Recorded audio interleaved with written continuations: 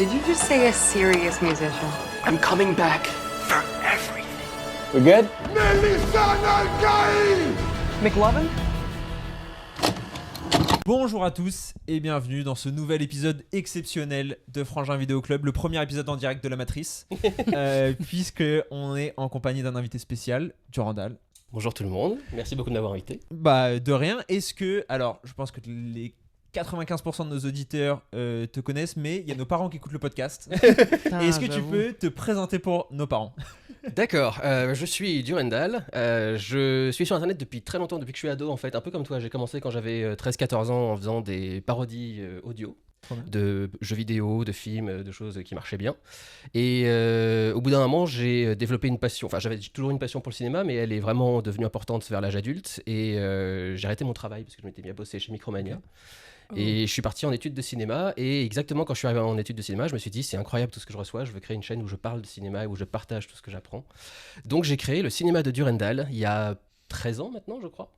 Où donc je fais des analyses de films, je fais des critiques, je passe en revue les films qui sortent dans la semaine et j'essaye d'apporter un peu de mes connaissances et au moins des termes ou des concepts, des lieux communs, des concepts, des notions qui sont basiques dans le cinéma et qui permettent en principe de mieux comprendre ce qu'on regarde ou de mieux apprécier ce qu'on regarde en tout cas. Donc voilà, j'essaye de transmettre mon savoir et ma passion du cinéma. Tu penses vraiment, ça je trouve c'est une première question qui va rien avoir avec notre sujet d'après, mais c'est vrai que c'est toujours intéressant pour moi parce que j'ai l'impression que parfois quand tu connais trop le cinéma entre guillemets, quand tu as trop de codes pour le déchiffrer, tu vis moins le film finalement, puisque au lieu de te faire avoir par la puissance d'un plan séquence, t'es en mode ils ont choisi de faire un plan séquence à ce moment-là quoi. Est-ce que tu penses qu'à un moment il peut y avoir une limite à ça, tu vois, à la connaissance de la manière de faire ouais. Moi j'ai toujours vu ça comme savoir parler une langue étrangère. Si tu sais parler une langue étrangère, si tu connais toutes les nuances, si tu sais comment elle est construite, etc., tu vas forcément mieux te débrouiller, mieux comprendre, mieux gérer les subtilités. Donc ça va te donner l'accès à un truc en plus auquel tu n'auras pas accès à la base. Après, évidemment, il y a quelques petits détails, genre quand tu vois qu'un scénario part sur tel chemin, tu sais, bon, je sais à peu près où ça va se dérouler, quoi. Mais j'ai envie de dire, c'est un peu le cas pour à peu près tous les films, on connaît tous les clichés récurrents de certains styles de films et trucs dans ce genre-là. Donc finalement, n'importe quel spectateur peut être soumis à ça, c'est juste qu'effectivement, nous, on se fait un peu moins souvent avoir par certains points, mais du coup, quand tu te fais avoir par un truc aussi, c'est, tu dis, plus plaisant, il m'a bien eu, quoi, c'est assez incroyable. Donc du coup, pour moi, je trouve que ça aide toujours mieux à accepter les choses et puis ça te permet de pas trop te faire avoir par des trucs un peu trop basiques. Ouais. Après, peut-être qu'il y a un ou deux films que j'ai un peu moins apprécié parce que j'étais un peu trop érudit dans certains domaines, mais je pense que grosso modo, ça aide plus à apprécier que ça ne retire du plaisir. Oui, ça rend pas aigri contrairement à la croyance populaire. Non, je pense pas. Après, ça dépend de la personne, bien sûr, mais... Oh putain, j'adore que nos invités se taclent à distance. C'est énorme. Ah non, pas du tout. Non, je plaisante, malade ou quoi. Je veux juste créer du buzz. Bah oui. Dans la matrice. C'est l'agent du chaos en fait. Ouais, comment je suis habillé. Ouais, il est là pour piéger. Non, on t'a invité aujourd'hui. D'ailleurs, je reconnais, bravo pour le costume. C'est un bel effort de panoplie. Je te jure que ça s'est vraiment fait 10 minutes avant que t'arrives. Genre, j'avais les lunettes, il m'a dit vas-y, mets les lunettes. Et j'ai trouvé cette veste qu'une copine a laissée chez WAM. Je suis en mode bah évidemment. Oui, il a pas. Mais non, je suis pas allé chez Célio en mode vous avez une veste Matrix. Une grande veste noire, s'il vous plaît. Ne posez pas de questions. Que je pourrais mettre une seule fois dans ma vie et que je vais enlever maintenant parce qu'elle me tient chaud. J'ai un des potes qui est en train de faire un manteau sur mesure. C'est exactement le manteau de Neo dans Matrix. Ah ouais. Je peux l'appeler Monsieur Anderson à chaque fois. Non, et si on t'a invité aujourd'hui et on a un peu spoilé, c'est parce qu'on va parler du travail des sœurs Wachowski et en particulier de Matrix, et que parmi toutes les grosses vidéos que t'as pu faire, ton travail sur Matrix est central dans ta chaîne. Je suis très content parce qu'il a été vachement reconnu par beaucoup de gens qui m'ont toujours dit que c'est parmi mes meilleures vidéos et que ça les aide vachement, et ça me fait vraiment plaisir parce que c'est des vidéos qui sont douloureuses à sortir parce que les sœurs Wachowski, c'est tellement subtil, c'est tellement imbriqué, tout est lié, tout est machin, etc. Quand tu dois démêler tout ça pour essayer de le présenter de façon claire et compréhensible, j'ai fait des dépressions, en 100% sur mais pourquoi j'ai raison d'être dessus. Enfin, vraiment, j'ai fini en étant épais comme ça et en ayant du mal à bouffer parce que j'étais est-ce que c'est compréhensible, est-ce que ça va... c'est terrible. Donc je suis content que ça, effectivement, il y en a plein qui disent que ça leur a permis de mieux comprendre ou de mieux apprécier, et ils sont pas forcément d'accord avec tout ce que je dis, mais au moins ils ont eu des clés en plus, ils ont vu des détails qu'ils n'avaient pas vus avant, et donc je suis très fier effectivement que mes vidéos sur les Wachowski soient plutôt reconnues. C'est, je pense, une des forces de la saga Matrix, c'est que justement elle engendre des discussions au-delà du film en tant que tel. C'est-à-dire que, alors moi c'est une saga dont on va parler, dont on a parlé parce qu'effectivement l'épisode sort actuellement, on est en janvier 2026, mais de Avatar Ah bon par exemple. Ouais, ouais. Bah on est dans le futur, tu sais. Quelle Ici, c'est année déjà on le est futur. exactement, ici c'est déjà le futur. Non, si je compare par exemple à une saga comme Avatar, Ouais. qui techniquement cartonne plus au box-office que Matrix, j'ai l'impression que Matrix a ce côté où les gens en discutent, des théories et tout. Là où Avatar 2, c'est sorti, tout le monde l'a vu, et 2 mois après, il n'y avait pas de discussion sur ok, quel était le sens d'Avatar, quels étaient les messages, la réappropriation quoi. Parce qu'il faut dire que c'est pas le même but. Quand tu prends Avatar, le but c'est de t'immerger dans un univers. Et moi, c'est un truc que j'ai défendu, c'est que le scénario est simple. À dessein pour permettre aux gens de vraiment juste avoir à apprécier l'environnement, etc. Et quand le scénario devient plus compliqué et qu'il dit n'importe quoi, ça devient plus compliqué pour Écoute, Avatar. on verra, ça se trouve, le 3 nous aura donné tort. Peut-être, j'ai des espoirs pour le 3, hein, franchement, j'ai de l'espoir. Bah, tant mieux. Il en faut. J'avais envie de commencer sur notre découverte de Matrix, parce que je sais que nous, je parle au nom de nous deux, on l'a découvert assez tard. Ah bah ouais. Moi, je me souviens, parce que ça s'appelle Frangin Vidéo Club, parce qu'à l'origine, on allait beaucoup dans les vidéoclubs, et je me souviens des DVD Matrix dans les vidéoclubs, et je me souviens qu'on l'a jamais loué. Non. Mais je me souviens qu'ils étaient tous les 3 là, qu'ils avaient l'air cool, mais je sais pas, on a toujours été plus Star Wars. Ouais. Et on n'a jamais passé le Super-héros. pas. Ouais, on n'a jamais passé le pas Matrix. Non. Alors que pourtant. Et nos parents non plus, mais en fait c'est parce qu'il est tombé pile entre les deux, je pense. C'est-à-dire Ouais. que nos parents ils connaissent Star Wars. Mm. Tu vois ce que je veux dire? Ils ont vu les anciens, ils savent. Matrix, ça les a pas touchés, nos darons. Non, ils avaient déjà 25, Bah 30 ouais. ans. Ouais. C'était fini pour eux quoi. Et du coup, non, on nous a pas poussé vers Matrix. Ça m'est arrivé que très tard et que en traînant avec des gens de 35, 40 ans qui m'ont dit mais gros, t'as jamais vu Matrix? Qu'est-ce que tu fais de ta vie quoi? Et toi, comment t'as découvert Matrix alors? Au Alors, ciné? le truc, c'est Ouais, que- c'est ça, tu l'as vu au ciné ou pas? le truc qui est assez dingue, c'est que je ne sais pas comment j'ai découvert Matrix. Ok. C'est un truc qui me rend absolument dingue. Je sais que je l'ai pas vu en salle. Ok. Parce que je me serais souvenu d'avoir Ouais. vu, enfin d'avoir Bah ouais. eu cette expérience-là en salle. Je me souviens d'avoir vu les publicités sur Canal+, quand il était diffusé sur Canal+, donc c'était au moins un ou 2 ans après qu'il soit sorti, parce que Ouais, Canal+, ouais, c'était logique. un petit peu en retard. J'avais vu les bandes annonces, les bandes passées, je m'étais dit putain c'est vachement bien, enfin c'est un film qui a vachement fait parler de lui, etc. Et je me souviens plus comment je le sais, tu vois. Parce que Euh, t'avais quel âge au moment de la sortie du Au moment de premier la sortie, c'était en 99, donc j'avais 11 ans. Ok, ouais, donc Ah t'étais oui. jeune. Bah ouais. Ouais. Donc, mais du coup, je pense que je l'ai découvert. Justement, c'était un des trucs une des révolutions à laquelle a participé Matrix, c'est les films qui ont commencé à marcher en vidéoclub. Ouais. Ouais, bah Comme ouais. Austin Powers par exemple, qui a pas très bien marché en salle, mais qui a fait un carton en vidéoclub. Et du coup, le deuxième a fait un carton en salle quand il est sorti. Matrix, c'est la même chose. Le premier a bien marché, il a fait 400 et quelques millions quand il est sorti. Quand le deuxième est sorti, il a fait 800, tu vois. Et c'est parce qu'entre temps, il y a tout le circuit des vidéoclubs, il y a tous les gens qui se sont recommandés parce qu'ils l'ont vu en salle, ils ont dit que c'était génial. Il y a la réputation du film, évidemment, qui a été très bien reçue et les critiques l'ont plutôt bien reçu également. Donc forcément, il a acquis une certaine réputation et je pense que j'ai découvert en le louant en DVD ou en VHS peut-être même, non peut-être DVD quand même à l'époque, en vidéoclub. Ok. Et c'est comme ça vraiment que je suis rentré dans le truc. Mais c'est un glitch, genre techniquement, ça a été effacé de ta mémoire. quoi. Exactement, Ouais. donc du coup je me dis peut-être que on est dans la matrice. Et non, alors les 2 et 3 par contre, j'étais au collège, j'étais avec mes potes, ma bande Ah, de potes, trop c'était bien. évidemment Bah le ouais. truc ultra dans hype, enfin c'était vraiment la mode et la zeitgeist du moment. On était tous à fond dedans, c'était le moment en plus où Internet commençait à se développer. Et c'était le début également des trailers sur Internet. Ok. Il y avait un truc notamment que vous connaissez probablement pas, mais à l'époque sur le site de QuickTime, qui était donc le logiciel de lecture de vidéos de Apple, il y avait une section spéciale bande-annonce et c'était le seul endroit sur Internet où tu pouvais télécharger des bandes-annonces en bonne qualité professionnelle, voire même en haute définition pour certaines d'entre elles. Et à l'époque, c'était déjà ultra rare. Et il y avait des bandes-annonces en 1024p. C'est pas 1080, mais c'était 1024. Ouais, c'est déjà énorme. Et du coup, la qualité était ouf. Les PC ramaient à mort pour essayer de lire le truc.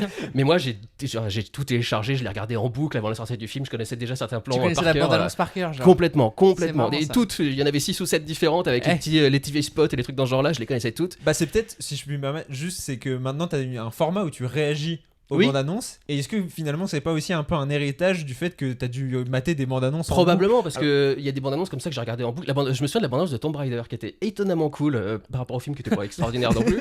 Mais la bande annonce de Tomb Raider, elle était absolument géniale et je me souviens de l'avoir regardé en boucle comme ça dans ce truc-là. Et donc ouais, j'ai développé une passion pour les bandes annonces très très tôt. Et donc ouais, avec mes potes, c'était le rituel quand le film sortait, la première semaine ou la deuxième semaine, on se retrouvait tous ensemble le mercredi pour faire un ciné tous ensemble. Et on a regardé les 2 et 3 tous ensemble en salle et on était Ah bah ouais. Ah ouais, chaque sur le fois, moment t'as adoré parce que Ah, c'est ouais. des films qui ont quand même été. Mais en fait, j'ai jamais compris en fait parce que nous quand on était ados, on a regardé le truc et on avait tous Ah kiffé bah ouais, normal. les trois opus, tu vois. Ouais, Enfin, à chaque fois, on sortait de la salle en disant putain, c'était génial. Il y avait même pas dans votre tête de classement entre les trois en fait. C'était juste. À peine, Ils à ont peine. refait un Matrix et on y va, on va kiffer J'avoue quoi. que j'ai toujours une petite préférence pour le 2 parce que le 2 Ok. a une action un peu non-stop. Ouais. La course poursuite sur le freeway avec Ouais. la chanson Mona Lisa Smile. Je me souviens même du nom de la chanson, tu vois. Elle dure 15 minutes, elle est incroyable. Ouais, parce qu'il y a absolument tout qui se passe dedans. Il y a des voitures, il y a des camions, il y a des motos, il y a des machins. Enfin, ils font tout quoi.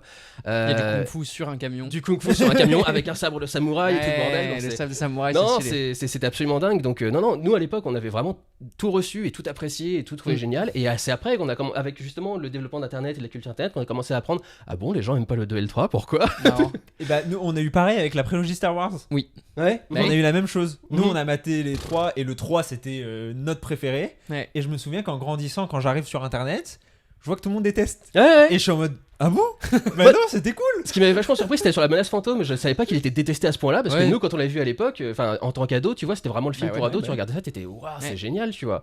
Et c'est plus les adultes justement qui ont pas aimé Jar Jar Binks et des trucs dans ce genre-là, Ouais. parce qu'ils ont oublié qu'ils étaient enfants quand ils ont vu le premier et que c'était exactement le genre de personnage qui leur aurait plu étant enfant. R2D2 et C3PO, c'est exactement un Jar Jar Binks. Hein. Ils sont en métal plutôt qu'en poudre. Ouais. Et du coup, tu penses que les enfants de la postlogie, Ouais. ils vont grandir en disant quoi? Vous avez pas aimé le 7, le 8 et le 9? Je sais pas, honnêtement, j'arrive pas trop à savoir parce que je sais pas ce que les jeunes en ont pensé. Sur internet, le discours est vachement porté par les ados et les jeunes adultes, Ouais. et voire même les adultes, justement pour Star Wars parce qu'ils sont là depuis très longtemps. Ouais. Du coup, je sais pas comment les très jeunes générations, la génération Alpha par exemple, l'a reçu. Et, Je sais même pas s'ils l'ont vu en fait. J'arrive même jusque là, tu Ouais. vois. Moi, le je truc sais que je pas, me je demande, pense c'est quand que même. ça fait quand même bientôt 10 ans maintenant qu'ils sont sortis. Ouais. Putain, le Et premier, ouais. tout le monde avait dit, ouais, vous allez voir, dans 10 ans, on va changer d'avis sur la postlogie. Et on n'a Et pas ça changé fait d'avis 10 ans, sur la ouais, non. postlogie. Non, non. Et du Écoute, coup, je sais pas ce que vont penser les jeunes à l'avenir. Quoi, Ouais, effectivement. bah c'est intéressant. Et donc le 2 et le 3, Mhm. toi, donc c'est au moment où tu arrives sur internet que tu te rends compte que les gens ont pas kiffé. Et... Complètement. Surtout aux alentours de 2009, 10 et quelques. C'est là où il y a commencé à y avoir notamment le nostalgia critique Ouais. aux États-Unis sur Internet. Et juste avant d'entrer dans mon école de cinéma, j'avais commencé à regarder s'il y avait des gens qui parlaient de cinéma sur Internet. J'étais tombé sur lui. Et quand j'ai vu ses opinions sur le film et que j'ai vu qu'apparemment c'était les opinions communes quoi, que tout le monde avait, je me suis dit, mais je vis dans un autre monde en fait. Bah oui. Je vis dans une matrice. On va faire la blague deep Ouais, une fois dans le parce truc. que Mais, faudrait euh, un compteur. mais c'est vrai que quand tu découvres ça, tu tombes un peu dénu quoi, parce que tu te dis ah, vraiment vous avez pas pris votre pied devant le truc. Et il a fait des vidéos entières sur Ok. la trilogie Jamais vu. récemment. Honnêtement, il a un avis un peu désastreux sur certains trucs parce qu'il y a des trucs évidents que le film dit qu'il a pas compris, etc. Mais bon, Ok. c'est autre chose. Et ça, c'est Euh, ma question. Du coup, je te coupe, je suis désolé. Mais Non, je t'en est-ce prie. qu'à l'époque, justement, quand vous y alliez ado au ciné, que vous vous régaliez sur la bataille de Kung Fu sur la Freeway, Mhm. est-ce que vous aviez déjà tout le sous-texte philosophique de Matrix ou pas du tout? Mhm. Parce que nous qui l'avons abordé vraiment adulte, moi tout de suite, j'ai Ouais. vu les sous-entendus et les réflexions philosophiques. Est-ce que c'était le cas déjà à l'époque? Plus ou moins. Le truc, c'est qu'on avait bien vu qu'il y avait tout un tas de sous-textes qui étaient intégrés au truc. Moi, par exemple, j'avais un beau-père à l'époque qui était vachement dans le bouddhisme. Ok. Donc, quand il a vu le film, évidemment, réincarnation, Bah tout oui. le bordel, il m'a Ouais. dit tu sais qu'il y a des trucs comme ça derrière. Et il y a évidemment des petits trucs que j'ai captés par-ci par-là, des références aux religions, aux jeux vidéo, trucs dans ce genre. Quand j'étais ado, on m'avait acheté un bouquin qui s'appelait La philosophie de Matrix. Trop bien. dans ce genre-là. Oui, bah oui. Où il y bien. avait tout un tas de philosophes différents qui avaient fait des interprétations différentes de chaque truc. Il y en avait un qui avait dit que celle qui avait créé la matrice, c'était pas l'oracle, c'était Perséphone, parce que Perséphone prend des samples de tout un tas de trucs et teste les choses, etc. Je me souviens d'avoir lu le truc, je me suis dit, c'est pas tout à fait juste, mais j'aime bien l'idée quand même. C'était ça Oui, le truc. c'est le but. C'est effectivement le genre de film qui commence tout de suite à te faire un peu bouillonner le cerveau et Ouais, te commencer ouais. à te faire poser des questions et juste remettre en question le réel, remettre en question les lieux communs, les choses que tu penses savoir. C'est évidemment toute l'idée qui est à la base de Matrix. Ouais. Et même quand t'es un petit ado et que t'as pas encore ta réflexion parfaitement développée et tout, ça commence quand même à parler, tu vois. C'est même un des premiers chocs Bah, de c'est ça. réflexion et de philosophie que tu peux avoir. C'est que tu vois ce truc et tu fais... on peut faire des trucs aussi tortueux et machin. À l'époque, ça m'a fait penser que j'allais adorer la philosophie. Je me suis ennuyé comme jamais en cours de Putain, philosophie. c'est C'est une fou, catastrophe. Parce que je pense qu'on est tous passés par là. Parce Ah. que pour le coup, moi, je me souviens aussi de. Putain, on va avoir philo, trop hâte. Et au bout de 2 semaines, oh merde, on a philo. Parce qu'en fait, tu penses que tu vas débattre et en fait, non, Ouais. tu dois apprendre les Ouais, bases ouais. et donc Bah on oui. te fait dire bon, Ah alors non, Socrate a dit ça, Aristote Ouais, a ouais. dit ça et machin a dit ça et tu fais mais on peut en débattre à un moment et on peut avoir un petit réflexion. Non, pas d'accord. Bon. Bah, c'est parce que je pense que t'es obligé d'avoir. C'est comme pour le cinéma, dans le Bien sens sûr. où c'est compliqué Ouais. de débattre de cinéma si t'as pas les bases Bien de sûr. ce que c'est un film, comment ça fonctionne, etc. Mais je trouve ça un peu dommage en philosophie parce que aucun de ces philosophes n'a eu un bouquin pour leur apprendre à penser comme ça. Tu vois, tu peux avoir certaines pensées et réflexions philosophiques qui peuvent te venir un peu naturellement et ça peut être Oui. intéressant juste de te demander ce que tu penses et ensuite de confronter ce que tu penses à la réflexion sûr. de quelqu'un. Ouais. Là, c'est juste voici la réflexion de quelqu'un, vous la mémorisez par Ouais, cœur ouais. et ensuite vous la remettez sur le papier. Quoi. Bon, d'accord. Bah, d'ailleurs, c'est un des trucs que je voulais aborder sur le côté quels sont les messages de Matrix. Moi, le premier, ce qui m'a choqué, c'est qu'il y a donc Simulacre et Simulation de Jean Baudrillard que j'avais lu avant de voir le film. Donc ça m'a fait. Non, mais c'est Ouais, pour je dire te que dis. c'est pour dire que c'est Quel l'un. branleur, franchement. C'est l'un- insupportable. C'est que j'ai eu l'inverse de je pense que la plupart des spectateurs, c'est-à-dire que j'ai vu le Ouais. livre et j'étais en mode ah donc en fait ça va adapter plus ou moins le livre. Et du coup, Alors, t'as préféré le livre au film, c'est ça moi que j'ai t'es en train de préféré, me dire? moi j'ai préféré, moi je suis team Baudrillard, je suis pas team Wachowski, désolé, je suis un universitaire en fait, je me respecte. Non, mais moi je suis pas d'accord avec Baudrillard qui dit que parce que Baudrillard de ce que j'ai compris a dit que les Wachowski avaient pas compris son livre. Mhm. Parce que Ok. donc, dans Simulacre et Simulation, Baudrillard il explique que on vit dans une société où on n'est plus vraiment dans le réel, on est dans de la simulation du réel. Il prend l'exemple de Disneyland, qui est le meilleur exemple, où en fait ça recrée l'Amérique Mm. d'une façon de la simulation, ce que je trouve être une analyse très pertinente et très intéressante. Et je trouve que si Matrix parle de ça, mais parle pas que de ça, quoi. En fait, c'est juste, ça se cantonne pas à ça. C'était ce que je défendais effectivement dans ma vidéo, c'est que il y a du Baudrillard effectivement dans l'idée, mais Baudrillard est peut-être un peu trop cynique par rapport au monde. Et c'était assez intéressant parce que j'ai essayé de catégoriser où est-ce qu'elles étaient les Wachowski dans les courants artistiques. Ouais. Et je me demandais par exemple si elle pourrait être du postmodernisme, parce qu'il y a un côté dans Matrix de réunir tout un tas de choses différentes, le jeu vidéo, le manga, l'animation, la philosophie, la religion, etc. etc. Et en fait, le postmodernisme a un côté trop cynique. Oui. Pour qu'elles en fassent partie, peut-être le 4 éventuellement, parce qu'il y a beaucoup de cynisme par rapport à leur propre œuvre. Ouais, dans le ouais, 4. Le 4 est très postmoderne. Mais j'ai découvert un nouveau mouvement qui en plus serait vachement approprié pour elle, Ok. qui s'appelle le trans-avant-gardisme. Ok. Et le trans-avant-gardisme, c'est cette idée de récupérer de tout ce qui existe pour en faire un melting pot, mais créer quelque chose qui est pur et qui est honnête et qui essaie de créer une émotion en réunissant tout un tas de courants, de pensées et de choses dans ce genre-là. Et du coup, je me dis qu'elles pourraient sans doute faire partie de ça parce qu'elles n'ont pas effectivement ce cynisme. Elles ont toujours cet optimisme de se dire le monde peut éventuellement s'améliorer, peut-être que les gens peuvent réfléchir. Et c'est un peu l'idée justement de Matrix, c'était peut-être qu'on va pouvoir faire réfléchir les gens au monde et leur faire comprendre et leur faire voir toutes ces choses qu'on voulait qu'ils voient. Malheureusement, le message a été mal reçu et mal compris par certains, mais Bah ouais, j'allais dire, c'est ça que je trouve intéressant, c'est que on disait au début que tout le monde s'était un peu réapproprié Matrix, et que c'était la preuve aussi que c'était un grand film, Oui. parce que tout le monde peut se le réapproprier, mais ça a mené forcément à des dérives avec des gens, aujourd'hui le mouvement Red Pill par exemple, bah c'est les mascus toxiques, etc. Bon, j'ai peu de doutes sur le fait que Lana et Lily Wachowski avaient pas ils n'ont pas visé, ouais. Non, avaient pas visé de dire non, mais en fait, c'est votre masculinité qui est remise en cause, etc. quoi. Bah justement, c'est le truc qui est paradoxal, et je pense que c'est pour ça que leurs films d'après ont moins marché. C'est qu'elles se sont rendues compte que juste laisser les gens réfléchir, ça menait pas forcément à bonne conclusion. Mm. Et du coup, leurs films d'après ou leurs séries d'après sont beaucoup plus directs sur le message parce qu'elles se sont rendues compte que si on laisse les gens réfléchir, effectivement, ils vont réinterpréter le truc à leur sauce. Ils vont pas forcément mener aux conclusions auxquelles elles avaient envie de Mais les est-ce que amener, c'est en pas fait. ça aussi Bah du coup ouais. l'art quoi? Moi- C'est aussi un petit peu ça l'art, mais c'est vrai que quand tu en arrives à. Il y a toute cette notion de mort de l'auteur où tu en viens à définir toi-même ce que veut dire une œuvre parce que en fonction de ce à quoi elle te parle, en fonction de tes références, etc. Et le problème, c'est que tu dis, bah oui, mais au bout d'un moment, tu finis par tellement t'éloigner de ce que la personne a voulu dire que est-ce que finalement, ça te dessert pas de laisser les gens à ce point pour chercher pour eux-mêmes. Une œuvre, généralement, veut te dire quelque chose. Une œuvre prend des décisions pour aller dans un sens et essayer de t'amener à quelque chose. Et du coup, par exemple, tu vois, si te manque certaines bases du cinéma et certains codes et certains trucs, tu peux passer à côté de ce vers quoi ça te dirige et partir en fausse piste complète. Ah bah c'est marrant, hier je parlais de Scarface Mhm. et du fait que tous les rappeurs se sont réappropriés Scarface et Tony Montana comme une figure héroïque, Alors que pas du tout. alors que dans le film, et c'est comme dans le Loup de Wall Street, enfin il y a pas de doute quoi, genre Ouais, ouais, vraiment c'est un loser. c'est vraiment un loser. Le mec perd à la fin, le mec Ouais. meurt et je disais mais Seul. oui c'est ça, seul. Et il y a combien de films où le héros meurt à la fin et où tu te dis ah non c'était lui le good guy quoi. Tu sais que ça me rappelle une anecdote d'un pote, il était en internat de garçon au lycée, et il disait que genre une fois par semaine, les mecs se rediffusaient Scarface Ouais. ou un truc dans ce genre-là, et il disait ça me rendait fou parce qu'en fait à chaque fois, ils arrêtent le film avant la chute du personnage. Non. C'est ça m'étonne pas. Ah, Tu ils vois, ont vraiment, le vraiment truc, c'est réécrit. Ouais, ouais. on veut réécrire l'œuvre et Ouais. on veut la prendre comme nous on veut et on va mettre la fin ici parce qu'on on veut pas le voir échouer. Nous, on aime bien le côté mec grand seigneur avec sa montagne de coke et son machin. Ouais, c'est Et c'est terrible. Moi, je trouve ça. Moi, ça me fait de la peine, tu vois, quand on dit la mort de l'auteur, c'est génial et tout. Je fais, quand même, il y a un moment, faut peut-être essayer d'écouter le message quand même. Ça, oui. Mais Au moins, commencer par ça. Après, essayer de Ouais. voir ta propre interprétation, très bien. Ou au moins la chercher un moment, tu vois, la bonne interprétation. En fait, c'est plutôt ça. C'est plutôt être de bonne foi Mhm. dans sa quête de l'interprétation et ne pas être aveugle aux signes évidents. Mm. Évidemment que tu peux pas prendre une œuvre et lui faire dire l'inverse. Mais moi, je trouve ça aussi intéressant quand il y a quelqu'un qui s'approprie une œuvre qu'elle a même parfois pas voulu dire à la base et qu'elle arrive à lui faire dire quelque chose qui n'était pas prévu, tu vois. Mhm. Parce que c'est aussi ça le travail d'un artiste, c'est de créer quelque chose avec une idée en tête et en fait peut-être passer à côté d'une interprétation de ton œuvre qui est vachement intéressante mais qui n'était pas prévue à l'origine et qui va être entre guillemets découverte par le public. Donc mais c'est vrai que Matrix pour moi cristallise vraiment ce côté, ce débat de, et d'ailleurs dans le 4 ils en parlent, Oui. de quel est le sens de Matrix, est-ce que c'est une métaphore Cette scène est géniale d'ailleurs. des transgenres, Ouais, ouais. est-ce que c'est plutôt anarchiste, machin Le truc. anticapitalisme C'est ça. et tout le Et bordel. c'est là où elle a dit un truc intéressant, je crois que c'est Lana, en disant c'est ça que j'adore avec l'art aussi, c'est que ça évolue dans le temps en fait. Hmm. Et que tu verrais plus Matrix aujourd'hui comme tu l'as vu quand il est sorti. Mhm.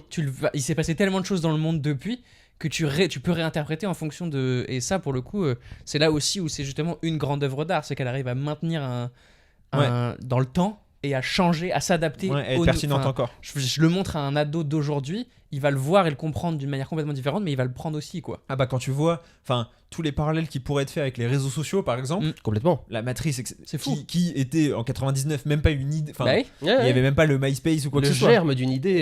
Exactement, mais en fait aujourd'hui, Un petit peu, il y avait un truc qui s'appelait Usenet Oracle, qui était un site participatif où les gens posaient des questions et toutes les personnes qui utilisaient le site pouvaient voir la question et essayer d'y apporter Sympa. une réponse, etc. Un peu Reddit, genre. C'est un petit peu, ouais. Donc c'était, ou même les forums, tu vois, un Ouais. petit peu, qui sont l'origine de ça quelque part. Mais effectivement, quand tu réinterprètes aujourd'hui avec cette idée-là, et d'ailleurs, elle le fait aussi dans Matrix 4, Oui. où t'as tout le truc avec les bots qui se jettent par les fenêtres, etc. Ah bah qui ça, sont complètement les ligues de personnes qui sont dans telle ou telle pensée, tel ou tel mouvement, tel machin, et qui se liguent contre quelqu'un sur les réseaux sociaux. C'est une métaphore de ça, cette scène. Elle est incroyable. Moi, elle me donne des frissons dans le dos à chaque fois. et je voulais aussi parler du fait que dans ta vidéo tu t'exprimes l'idée que Matrix a changé aussi les blockbusters parce qu'avant Oui. les blockbusters n'étaient pas comme ça. Moi j'ai pas trop eu ce sentiment parce que bah j'ai pas vécu la sortie et je voulais savoir toi qu'est-ce que tu avais identifié comme avant-après quoi. Alors, il y a plusieurs choses, et notamment au niveau du film d'action. À l'époque, quand tu faisais un film d'action, t'avais des acteurs de films d'action. Tu faisais un film d'action, t'avais Schwarzy, t'avais Ouais. Stallone, t'avais Van Damme, t'avais Ouais. Chuck Norris. Si t'avais pas de chance, t'avais Statham. Seagal, pardon. Steven Ah oui, Seagal. oui, Parce que Statham, il est Oui, fun. voilà, Statham, c'est plutôt le moderne. Bruce justement. Willis, il y avait Bruce Willis aussi un peu. Un petit peu, ouais. Mais il était plus acteur. Ouais, tu je vois. Mais respecté, tu vois, Die normal. Hard, il est quand même un peu... Mais rien que cette idée justement d'avoir Keanu Reeves qui s'entraîne pendant 6 mois à faire du kung-fu pour faire ses scènes dans un film avec Lawrence Fishburne en face. Tu vois, rien que ce concept-là, c'est un truc qui était nouveau et qui a été apporté par Matrix. Intéressant. À l'époque, si tu avais une scène de combat, tu avais un plan large et puis on mettait un cascadeur, enfin un doubleur, sur le truc, et il remplaçait l'acteur pour tous les plans qui étaient nécessaires. S'il y avait quelqu'un qui était là spécifiquement pour se battre, c'était généralement pas un acteur, on lui donnait pas de ligne, tu vois. Et c'était compliqué de trouver un acteur qui savait faire les deux en fait. Ça, c'est quelque chose qui a donc complètement changé, le fait d'entraîner un acteur pour qu'il puisse faire le plus de choses possibles face à l'écran. C'est ce qui donne aujourd'hui un Tom Cruise, tu vois, par exemple. Ouais. Tom Cruise à l'époque en 90, il aurait pas fait ce qu'il fait aujourd'hui dans les Missions Non. Impossibles, et c'est parce que les Wachowski ont apporté ça que Intéressant. d'un seul coup, tu avais ce truc-là. Et ce qui est vachement assez intéressant aussi au niveau des évolutions par rapport aux effets spéciaux, c'est que jusque-là, les effets spéciaux étaient toujours faits pour créer un personnage ou un environnement particulier, tu vois. C'était créer un dinosaure dans Jurassic Park, créer l'homme en métal liquide dans Terminator, le chevalier en vitrail dans Young Sherlock Holmes, par exemple. Il y avait un objet, un personnage, une entité spécifique qui devait être créé avec des effets spéciaux. Ce que Matrix a apporté aux effets spéciaux, c'est de complètement modifier la réalité également. Ok. Le bullet time, c'est pas un truc entièrement généré en 3D, c'est des appareils photos qui sont en cercle et qui réussissent, qui prennent des photos à intervalles réguliers et qui te permettent du coup de voir la même séquence sous 36 000 angles différents, dans le temps, évoluer et de pouvoir choisir exactement où est-ce que tu veux aller, etc. Développer des effets spéciaux qui sont vraiment pour réinterpréter le réel, te Ouais. montrer le réel d'une façon différente. Ça, c'est un truc que vraiment Matrix a apporté. C'est ce qui a apporté, par exemple, il y a un film qui s'appelle What Lies Beneath, Ok. ou Apparence de Robert Zemeckis. Ok, ouais. Qui a fait Retour vers le futur, etc. Qui est un film où il s'est dit comment est-ce que Hitchcock filmerait aujourd'hui avec la liberté qu'on peut avoir avec les effets spéciaux qui ont été apportés par Matrix et les Wachowski. Et son idée, c'est d'avoir une caméra qui passe à travers les éléments du décor, à travers les portes, à travers les murs. Elle va sous le plancher pour aller récupérer le visage de la personne qui est par terre sous le plancher, etc. Cette façon, on peut retrouver ça même, tu sais, dans un truc comme Insaisissable 3 qui est sorti récemment. Il y a des mouvements de caméra qui sont extrêmement rapides, qui vont passer à travers des meubles, qui vont faire des mouvements qui sont pas en principe faisables physiquement parce qu'il y a des obstacles physiques qui devraient empêcher le truc de bouger. Mais cette idée d'avoir une caméra qui va se faufiler partout et de faire des trucs, c'est quelque chose qui a été apporté aussi par les effets spéciaux de Matrix et par leur recherche à elles de comment est-ce qu'on peut filmer le réel différemment grâce aux technologies qu'on a aujourd'hui en fait. Ce qui est aussi, ensuite, bon alors c'est plus basique, mais elles ont été parmi les premières à faire des films entièrement tournés sur fond vert avec Speed Racer par exemple. Ouais. Donc c'est le début des décors virtuels, entièrement virtuels. C'est le début du cinéma totalement numérique, filmé avec des caméras numériques pour faire des détourages qui marchent mieux, des choses dans ce genre-là. Donc non, elles ont vraiment, au niveau technique en particulier, elles ont absolument tout révolutionné dans le milieu du cinéma. Et tout ce qu'on voit aujourd'hui en termes de mise en scène, c'est un héritier de Matrix, quoi. C'est vraiment le film qui a commencé à dire, bon, maintenant on peut sortir la caméra de son trépied et lui faire des choses qu'elle physiquement elle pourrait pas faire. Ok. Et ça, c'est quelque chose qui vraiment qui a été apporté par Matrix et par les Wachowski. Mais quand tu dis que tout est en numérique, je trouve ça. Je n'arrive pas à voir parce que pour moi, j'ai l'impression justement qu'elles ont aussi réussi à avoir des décors concrets, quoi. Oui, Tu mais vois ce que je veux dire ça dépend des films, évidemment. Speed Racer, c'était une expérience, pour le coup, à essayer de voir jusqu'où on pouvait aller avec dans les effets spéciaux. Et notamment à récupérer les codes d'un autre type de cinéma, le cinéma d'animation, pour le coup. Speed Racer est pensé en couche plutôt qu'être pensé autrement. Mais effectivement, ensuite, le truc, c'est que leur carrière a évolué et elles ont évolué dans leurs envies, dans leurs attentes. Notamment récemment, après avoir fait Sense8, qui était une série qu'elles avaient fait pour Netflix. Sur une série, tu peux pas mettre autant de temps à faire ton cadre et à poser ta caméra et à faire tes effets spéciaux complexes, etc. Donc elles ont appris à tourner avec le réel et à faire avec le réel, avec leur caméra, et à jouer avec le montage uniquement, par exemple, des trucs dans ce genre-là. Et du coup, ça les a aussi poussés à aller plus vers le réel dans certains de leurs films. Mais quand tu regardes tout ce qui vient avant Sense8, tu regardes Cloud Atlas même, il y a beaucoup de décors virtuels. Tu regardes Jupiter Ascending, il y a énormément de décors virtuels également. Mais elles ont aussi cette passion effectivement pour le réel, comme tu dis. Il y a toute une séquence dans Jupiter Ascending, une séquence de course-poursuite en ovni, qui se déroule à Chicago, et elles ont dit, c'était leur directeur de la photo qui leur présentait Chicago à différents moments de la journée, et genre il y avait un moment qui était entre 6h et 6h30 ou un truc dans ce genre-là le matin, où il y a le lever de soleil à Chicago qui devient rose, et le ciel est magnifique et rose, doré, etc. Et elles ont dit ah ouais, on voudrait bien tourner à ce moment-là. Il fait ah, vous voulez tourner quoi à ce moment-là? La course poursuite. Et le mec a fait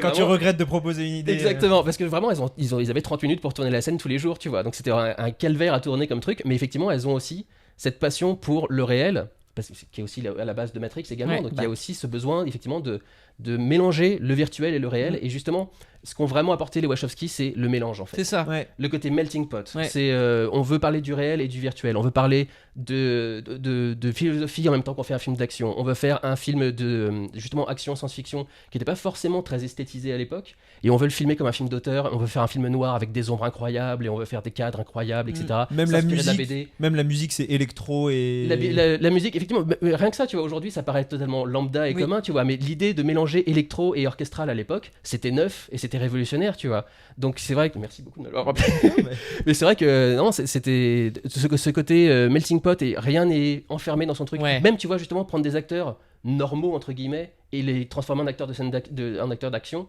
c'est aussi ce côté melting pot et mélange des genres et mélange des inspirations.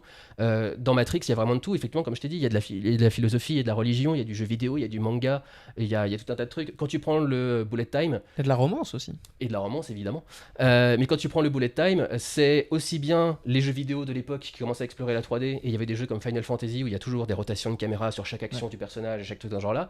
Mais c'est aussi, par exemple, alors je sais pas si vous avez vu, mais Sailor Moon. je vois ce que c'est. Mais oui, je vois ce que c'est aussi. Les séquences de transformation de Sailor Moon, c'est la nana qui tourne sur elle-même avec la caméra qui va dans tous les sens, etc. C'est complètement du bullet time aussi, tu vois. Et c'est ce genre de cinéma-là où elles se sont dit, pourquoi est-ce que cette mise en scène-là devrait être restreinte uniquement à l'animation? Pourquoi on l'amènerait pas dans le cinéma live action en fait aussi? Bah, le cinéma asiatique, on sent, a une grande influence. Complètement. La scène de kung-fu. Et même, c'est marrant parce que tout à l'heure tu disais que les acteurs ils faisaient pas eux-mêmes leurs cascades, sauf les acteurs asiatiques. Exactement, et déjà à et l'époque. elles ont fait venir justement un chorégraphe extrêmement connu en Chine, je crois qu'il faisait les films de Jackie Chan à l'époque. Ouais, Et elles l'ont fait venir du coup à Hollywood parce qu'ils avaient personne qui savait faire savait ça. entraîner les gens à faire ça et faire ce genre de truc. Et c'était aussi effectivement une de leurs révolutions, c'est de commencer. Le cinéma américain était très renfermé sur lui-même, et d'un seul coup elles ont ouvert le cinéma américain au reste du monde, et c'est comme ça qu'on commence à avoir le cinéma américain qui va chercher des Alejandro González Iñárritu, tu vois, pour faire des films, ou tel réalisateur français genre Alexandre Aja qui a fait un petit succès, ou Sébastien Vanissek qui vient de faire Vermine récemment.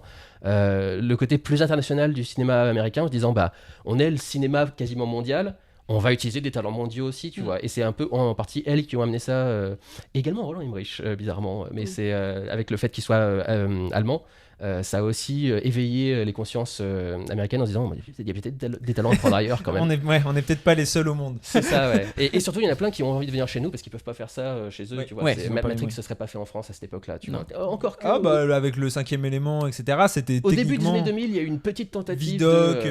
Ouais, au début des années 2000, il y a une petite Oui, tentative mais en termes de de d'améliorer le truc. grandeur de C'est ça. budget et de réalisation, tu pourrais pas faire un film comme ça. Mais c'est dit effectivement, dans les années 90, on était étonnamment très investi dans notamment les images numériques, les images de synthèse. On était très passionnés par ce genre de truc. On a eu parmi les premières entreprises qui créaient des images de synthèse au monde, qui étaient en France, qui faisaient des publicités pour Renault, pour des machins dans ce genre-là, et pour d'autres pays et pour d'autres trucs dans le monde. Donc c'est vrai qu'au début, on était vachement investi dans ces trucs-là. On s'en est un peu éloigné petit à petit. Mais à cette époque-là, peut-être qu'on aurait pu. Mais grosso modo, c'est quand même plutôt les États-Unis qui permettent de faire ça. Et moi, c'est un truc, effectivement, le mélange dans Matrix, c'est le truc qui m'a le plus plu dans le premier, mais que je trouve qu'il se perd un peu dans le 2 et 3, où j'avais l'impression de voir plus un film de science-fiction traditionnel.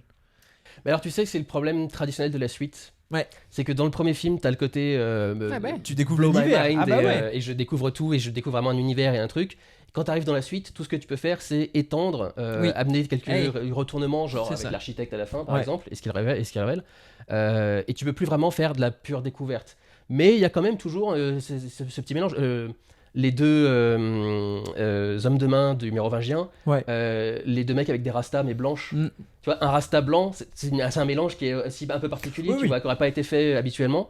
Donc elles ont quand même essayé de continuer à mélanger ce truc, mais aussi il faut qu'elles commencent à développer leur propre univers et qu'elles arrivent au bout de leur intrigue à elles. Donc il y a un moment où tu peux plus aller non plus chercher tout et n'importe quoi, mais il y a quand même des inspirations comme ça. L'inspiration du jeu vidéo notamment, dans la séquence de la course-poursuite sur le freeway, avec le combat entre Morpheus et l'agent Smith. Ouais. Il y a ce travelling circulaire, ce travelling rotatif autour de lui au début. C'est typiquement un truc de jeu de combat avec Oui. round Ouais. one, fight et tout le bordel, et la caméra qui arrive se mettre en parallèle. Et c'était. Elle continuait quand même à ce moment-là à mélanger diverses Non, je suis inspirations dans d'accord. un seul truc. Mais moi, c'est juste, je pense Mais que c'est c'est aussi. forcément un peu plus restreint Bah parce que ouais. c'est la suite. Et je pense que c'est pour ça aussi que ça a moins plu. Moi, en tout cas, quand j'ai vu les trois m'ont plutôt plu, mais j'ai compris. Quand j'ai vu les 2 et 3, j'ai fait ok, je vois pourquoi le 2 et 3 ont été quand même moins appréciés par les gens.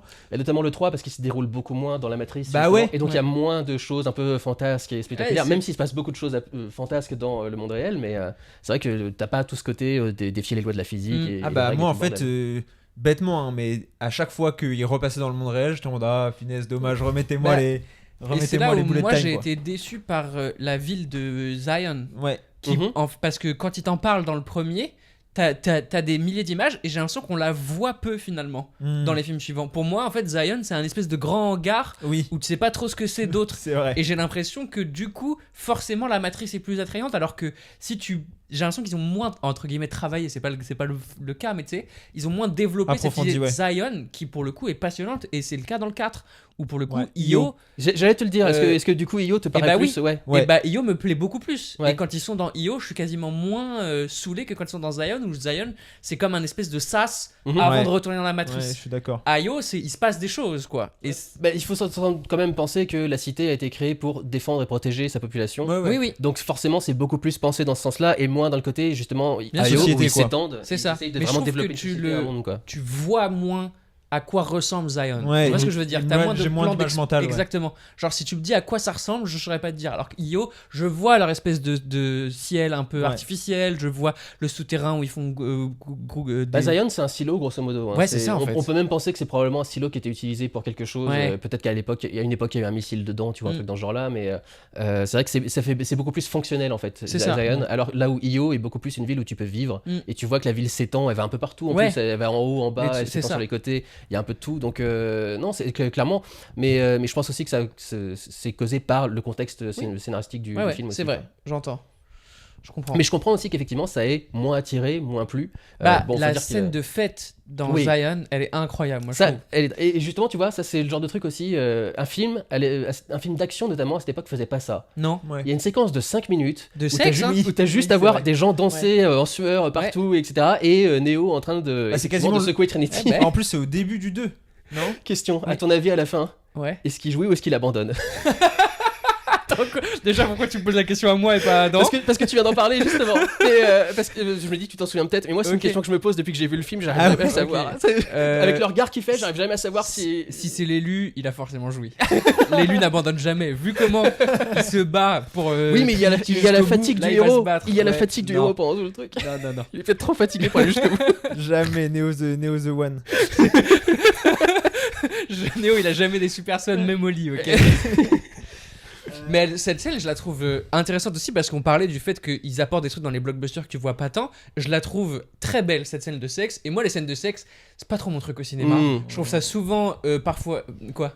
Mais on a eu un épisode sur le sujet. Oui. Je déteste les gens qui disent ah j'aime pas les scènes Non, de non. sexe au cinéma. Dans le sens où moi, je trouve qu'il est pas toujours bien fait. Et là, Elles sont souvent inutiles, tu vois. Ouais, et là elle est belle, elle est rythmée, elle est musicale. Oui, oui. Elle est vraiment sensorielle. réussie. Tu Ouais. vas parler du réel à ce moment-là. Mais Exactement. tu sens autant la sueur et un peu la crasse du sol aussi quand ils sont Ouais. en train de danser que le côté charnel, tu les vois en sueur, tu Ouais. vois machin. Mais elles ont toujours une façon de filmer le sexe. Elles adorent le sexe, Lana et Lily. Mm. Et elles ont toujours une façon de le filmer qui est quasiment comme un tableau. Il y a des scènes de sexe dans Sense8. C'est entièrement filmé au ralenti. Mm. C'est extrêmement Esthétisé. esthétisé, Ouais, chaste, bah ouais. on va dire, parce que tu vois pas. Non, Bah, face bah, face c'est des caméra. Américains. Mais elles ont fait des plans avec machin face caméra. Hein, Ok. mais non, justement, dans les scènes de sexe, c'est toujours plus sensoriel, c'est sensuel, c'est érotique plus que Ouais, je pornographique. suis d'accord. Et vraiment, comme c'est filmé en plus au ralenti, t'as vraiment l'impression de voir un tableau vivant en face de toi. Et c'est une composition incroyable. Et c'est vraiment, elles veulent montrer, tu sens le rapport charnel, tu ouais. vois, le lien qui unit les deux personnes. En plus, Complètement. c'est important parce que moi, c'est un des, je dirais pas défauts, mais un des trucs qui m'a le moins accroché, c'est la relation entre Trinity et Neo. C'était un des trucs auxquels j'avais le plus de mal à croire parce que je trouve Ah qu'ils oui. ont pas Mhm. assez de moments de complicité. On la voit pas assez se développer en fait, petit à petit quoi. Mhm. Genre, on a l'impression que ça tombe un peu, comme la prophétie, quoi, en mode ok, ils vont tomber amoureux et ils tombent amoureux. Et cette scène, elle est importante parce que elle sert un peu à ça, je Eh trouve, ben. à développer le lien entre les deux. Et si elle y était pas, honnêtement, à la fin de la trilogie, je me serais dit bon. C'était un peu. Ils nous l'ont un peu cousu de fil blanc, la Je romance. t'avoue quoi. je t'avoue qu'à l'époque, moi j'avais plutôt bien senti la relation. Dans le premier, tu vois, dès que la première fois qu'elle le côtoie, c'est elle lui apporte son plateau repas Oui. pendant qu'il dort, tu Et vois. il est jaloux. Et tu vois comment elle le regarde, et tu vois qu'elle. Elle a un crush. Elle a un crush, tu vois. Tu le sens tout de suite, tu vois. Ah, et puis là où Et- c'est intéressant, c'est avec l'oracle. Effectivement, si Oui. quelqu'un te dit tu vas tomber amoureux de cette bah oui. personne, est-ce que ça te met pas déjà. Enfin, tu vois, est-ce que du Après, coup, c'est pas une c'est- manière de tomber amoureux quoi. C'est le truc qui est beau dans ce que dit l'oracle, c'est qu'elle lui a pas dit tu tomberas amoureux de Néo. Non, de Elle dit, l'élu. le mec dont tu tomberas amoureux sera Oui. l'élu. Mm. Et c'est pas exactement la même chose. Il y a Ah, un bah côté, il y a une question justement de et qu'est-ce qui est provoqué et qu'est-ce qui est naturel, tu vois. Et c'est il y a un côté où en fait elle le guide à devenir Ouais. un élu particulier. Et c'est en partie avec ce genre de truc, tu vois. Ah bah. C'est la personne que tu aimeras sera machin. Et ça fait que l'élu il est formé de base par rapport à l'amour, qui est la notion qu'elle veut vraiment apporter à la matrice et qui permettra de changer le monde, tu vois. Complètement. Et ça, on en a pas parlé dans les débats philosophiques, mais pour moi, la question du choix. Ouais, bah Je bien trouve sûr. que c'est pour le coup, ça c'est le débat philosophique qui est le plus exposé directement dans ton visage parce que l'image déjà visuellement elle est forte des Oui, deux pilules, mais toute la réflexion autour du choix je la trouve très intéressante. Et puis ils en parlent beaucoup. Il y a un montage dans ta vidéo où tu mets tous les moments où ils disent choix dans le film. Ouais, bah genre oui. il y en a 35. Choice et purpose. Ouais. Si, le choix et le but. Mais c'est tellement intéressant et justement ça fait partie des questions qui marche encore pour aujourd'hui. Mhm. Alors Ouais, avec bah, des bien sujets sûr. différents, mais et ça, Intemporel. Ouais, c'est ça, Et exactement. c'est vachement intéressant parce que justement, elles explorent véritablement un concept Oui. philosophique dans le Ouais. scénario. C'est-à-dire qu'on en avait parlé d'ailleurs, toi et moi, du libre arbitre à un moment. Oui. Il m'avait mouché ce petit con. Parce qu'en fait, effectivement, la notion de libre arbitre pure, telle qu'on la conçoit en philosophie, c'est que le libre arbitre en fait n'existe pas Non. parce que tous tes choix sont basés sur quelque Oui. chose en fait. Neo, quand il fait un choix dans Matrix, au final, il a jamais vraiment eu le choix. Tout ce qu'il est l'amène à faire quelque chose, Mm. tu vois. Il veut être libre, donc il faut qu'il se batte contre la matrice. Il faut qu'il se batte pour protéger Trinity, tu vois. Et donc en fait, effectivement, le choix n'existe pas véritablement, et c'est pour ça que toutes ces conversations avec l'oracle, c'est t'es pas venu là faire le choix. Tu viens essayer de comprendre pourquoi tu as fait le choix, comprendre tes motivations, etc. etc. Et c'est même quelque chose de très psychologique. Et Ouais. quand tu fais un travail ou une thérapie en psychologie, c'est le but normalement. Quand tu fais un travail sur toi, c'est toujours la question. La question n'est pas de te dire est-ce que j'ai fait le bon choix, mais pourquoi Mhm. j'ai fait ce choix, qu'est-ce que ce choix dit de moi et comment je peux apprendre de ce choix pour devenir meilleur. Et ce que je trouve intéressant, c'est qu'elle présente la théorie comme ça, et elle le traite pendant toute la trilogie, mais il y a quand même, à mon sens, un personnage qui incarne le libre arbitre absolu, qui est Cypher, Ok. dans le premier film. Parce que Cypher est conscient de ce qu'est la matrice, est conscient du système Le de traître, contrôle, hein. d'oppression, oui, le traître, conscient du système d'oppression, Judas. conscient de tout ce qu'il y a, conscient de tous les dangers, et malgré tout, il fait le choix Mm. d'aller contre ses propres motivations, parce que tu te fais pas libérer du monde réel comme ça par hasard, tu vois. Mm. C'est parce que de base il a cherché à se libérer, Ouais. de base il se sentait oppressé, etc. Et au final, voyant le truc, il se dit bah en fait non, ça a beau être mon idéal, je me plais pas à vivre ici, je vais retourner à autre chose, tu vois. Et donc pour moi, il incarne Ok. quand même Le choix. le véritable choix, parce que tu peux prendre la mauvaise décision envers et contre tout ce qui te pousse à prendre telle ou Oui, telle mais du coup, décision. c'est quasiment un libre arbitre qui est que négatif. Un peu, mais c'est une Ouais. bonne façon de montrer le truc, tu vois. Je suis d'accord, et c'est là où j'en reviens même sur. Et quelque part, Smith est aussi l'inverse de ça, tu vois. Smith qui est censé incarner le contrôle absolu et qui finit par dire, mais non, en fait, je vais Ouais. être la liberté parce que je vais être libre, en fait. Mais c'est là où je trouve que c'est intéressant, c'est que c'est à rebours de la plupart des films américains et Oui. de l'idée américaine de manière générale qui est tu es libre, tu peux choisir ton destin, prends ta vie en main, en gros tu es le héros de ta propre vie. Et ce que dit Matrix, c'est non, en fait, tu peux faire entre guillemets des bons choix, mais quoi qu'il arrive, tu seras conditionné par ton environnement, comment tu évolues. Et tu as beau être l'élu, tu n'es jamais la seule personne qui est concernée, tu vois. C'est un truc qui est particulier, c'est que elles ont vraiment démocratisé le principe de l'élu qui a été plutôt introduit à la base dans Dune, notamment, Ouais. qui avait cette notion Bien sûr. de Lisan al-Gaïb et tout le bordel. Mais c'est vraiment Matrix qui en a fait un truc mainstream. Il y a un film de John Woo qui s'appelle The One ou un truc dans ce genre là, tu vois, qui est vraiment, elles Ouais. ont vraiment inspiré tout un truc comme ça. Harry Potter aussi vient un petit peu Ouais. de ça. Et donc c'est Bah, même la prélogie Star Wars, c'est ça aussi. oui, voilà, exactement. Et donc l'idée, c'est plus, en fait, les gens sont pas là pour t'aider, ils sont là pour te regarder faire. Mm. Mais finalement, si tu regardes bien Matrix, Neo tout seul, il arrive à rien en fait. Ouais. Neo, il dépend de toutes les personnes qui sont autour de lui. Mm. Et il se bat pour toutes les personnes qui sont autour de lui, tu vois. S'il n'a pas cette envie d'aider les gens qui sont autour de lui, il a aucun intérêt à être l'élu, il n'est pas l'élu, tu vois. Et d'ailleurs, dans le 4, elle renverse un peu ce truc-là. En fait, on apprend que c'est pas le seul élu, c'est Trinity et. Mm. Alors c'est plus que c'est le pied de nez ultime en fait au système de la matrice. C'est que la matrice était conçue pour qu'il y ait un élu qui puisse la faire tomber. Et elle a fait non, on va en mettre deux. Mm. Oui, mais ce que je veux dire, c'est que dans tous les films, il y a effectivement cette question de l'élu que moi je trouve super intéressante. Ouais. Et ici, on est des, Mhm. on est des fans de Dune, Mhm. et qui pour moi, dans Dune, reprend aussi ce truc de est-ce que. Enfin, sous prétexte que c'est l'élu, ça veut pas dire que c'est la bonne personne et qu'il est parfait. En fait, c'est vraiment mettre en parallèle la perfection et l'élu, qui est un truc qu'on nous a vendu aussi, pareil, dans tous les films américains. Ah, c'est l'élu, il va tout réussir. Un peu comme Rey dans Star Wars 7, qui pour moi fait toutes ces erreurs, toutes les Complètement, erreurs-là ouais. en termes de construction de personnage. Le personnage de Rey, pour moi, c'est le mauvais élu. Mhm. C'est-à-dire que c'est l'élu qui sort de nulle part, qui devient trop fort sans aucune raison, qui a des dilemmes qui sont tous quasi artificiels, auxquels on croit pas, qui prend jamais les mauvaises décisions et qui à la fin s'en sort. Exactement. Et t'es en mode j'y crois pas, j'ai pas envie de m'attacher à ça, alors qu'un élu un peu trouble. Ouais, et puis même le fait que la désignation de l'élu soit entre guillemets une question, puisque pour le coup c'est pareil dans Dune et ici, c'est que est-ce que c'est Morpheus finalement qui décide que c'est lui l'élu, ou est-ce qu'il est vraiment l'élu? Ouais. Et c'est pareil dans Dune. C'est est-ce que là, on avait tellement Et besoin Trinity, d'un par élu. exemple, ouais. C'est ça. Est-ce qu'on avait vraiment besoin d'un élu et du coup, on le désigne, mais contre. Ouais, on le crée. Ouais, c'est ça. On Est-ce crée que un tu élu. crées un élu ou est-ce qu'il est vraiment élu? Ouais. Et à remettre ça aussi en question, justement, avec leurs œuvres plus récentes, avec Cloud Atlas notamment, et avec Sense8, où justement tout le concept, c'est qu'il y a plusieurs élus. Dans Sense8, c'est Oui. plusieurs élus en même temps. Ouais. Ils ont tous ce pouvoir de communication entre eux et ils ont tous quelque chose en Qui particulier s'apporte. à apporter effectivement à l'action, à s'apporter l'un l'autre. Et ils vont pouvoir s'entraider dans certaines actions, etc. Si vous savez pas, le concept de Sense8, c'est des gens qui sont liés par la pensée. Il faut prendre le contrôle du corps l'un de l'autre, quand la personne l'autorise, bien sûr. Parce que le consentement est important. Et donc, du coup, en fait, ils peuvent chacun s'entraider à certains moments de leur vie et ils ont chacun quelque chose à apporter. Il y en a un qui est plus la grosse brute, il y en a un qui est un acteur et qui donc peut jouer quand il y a besoin de jouer quelque chose. Il y en a une qui est plus sensible, il y en a machin. Donc, ils ont tous quelque chose à apporter.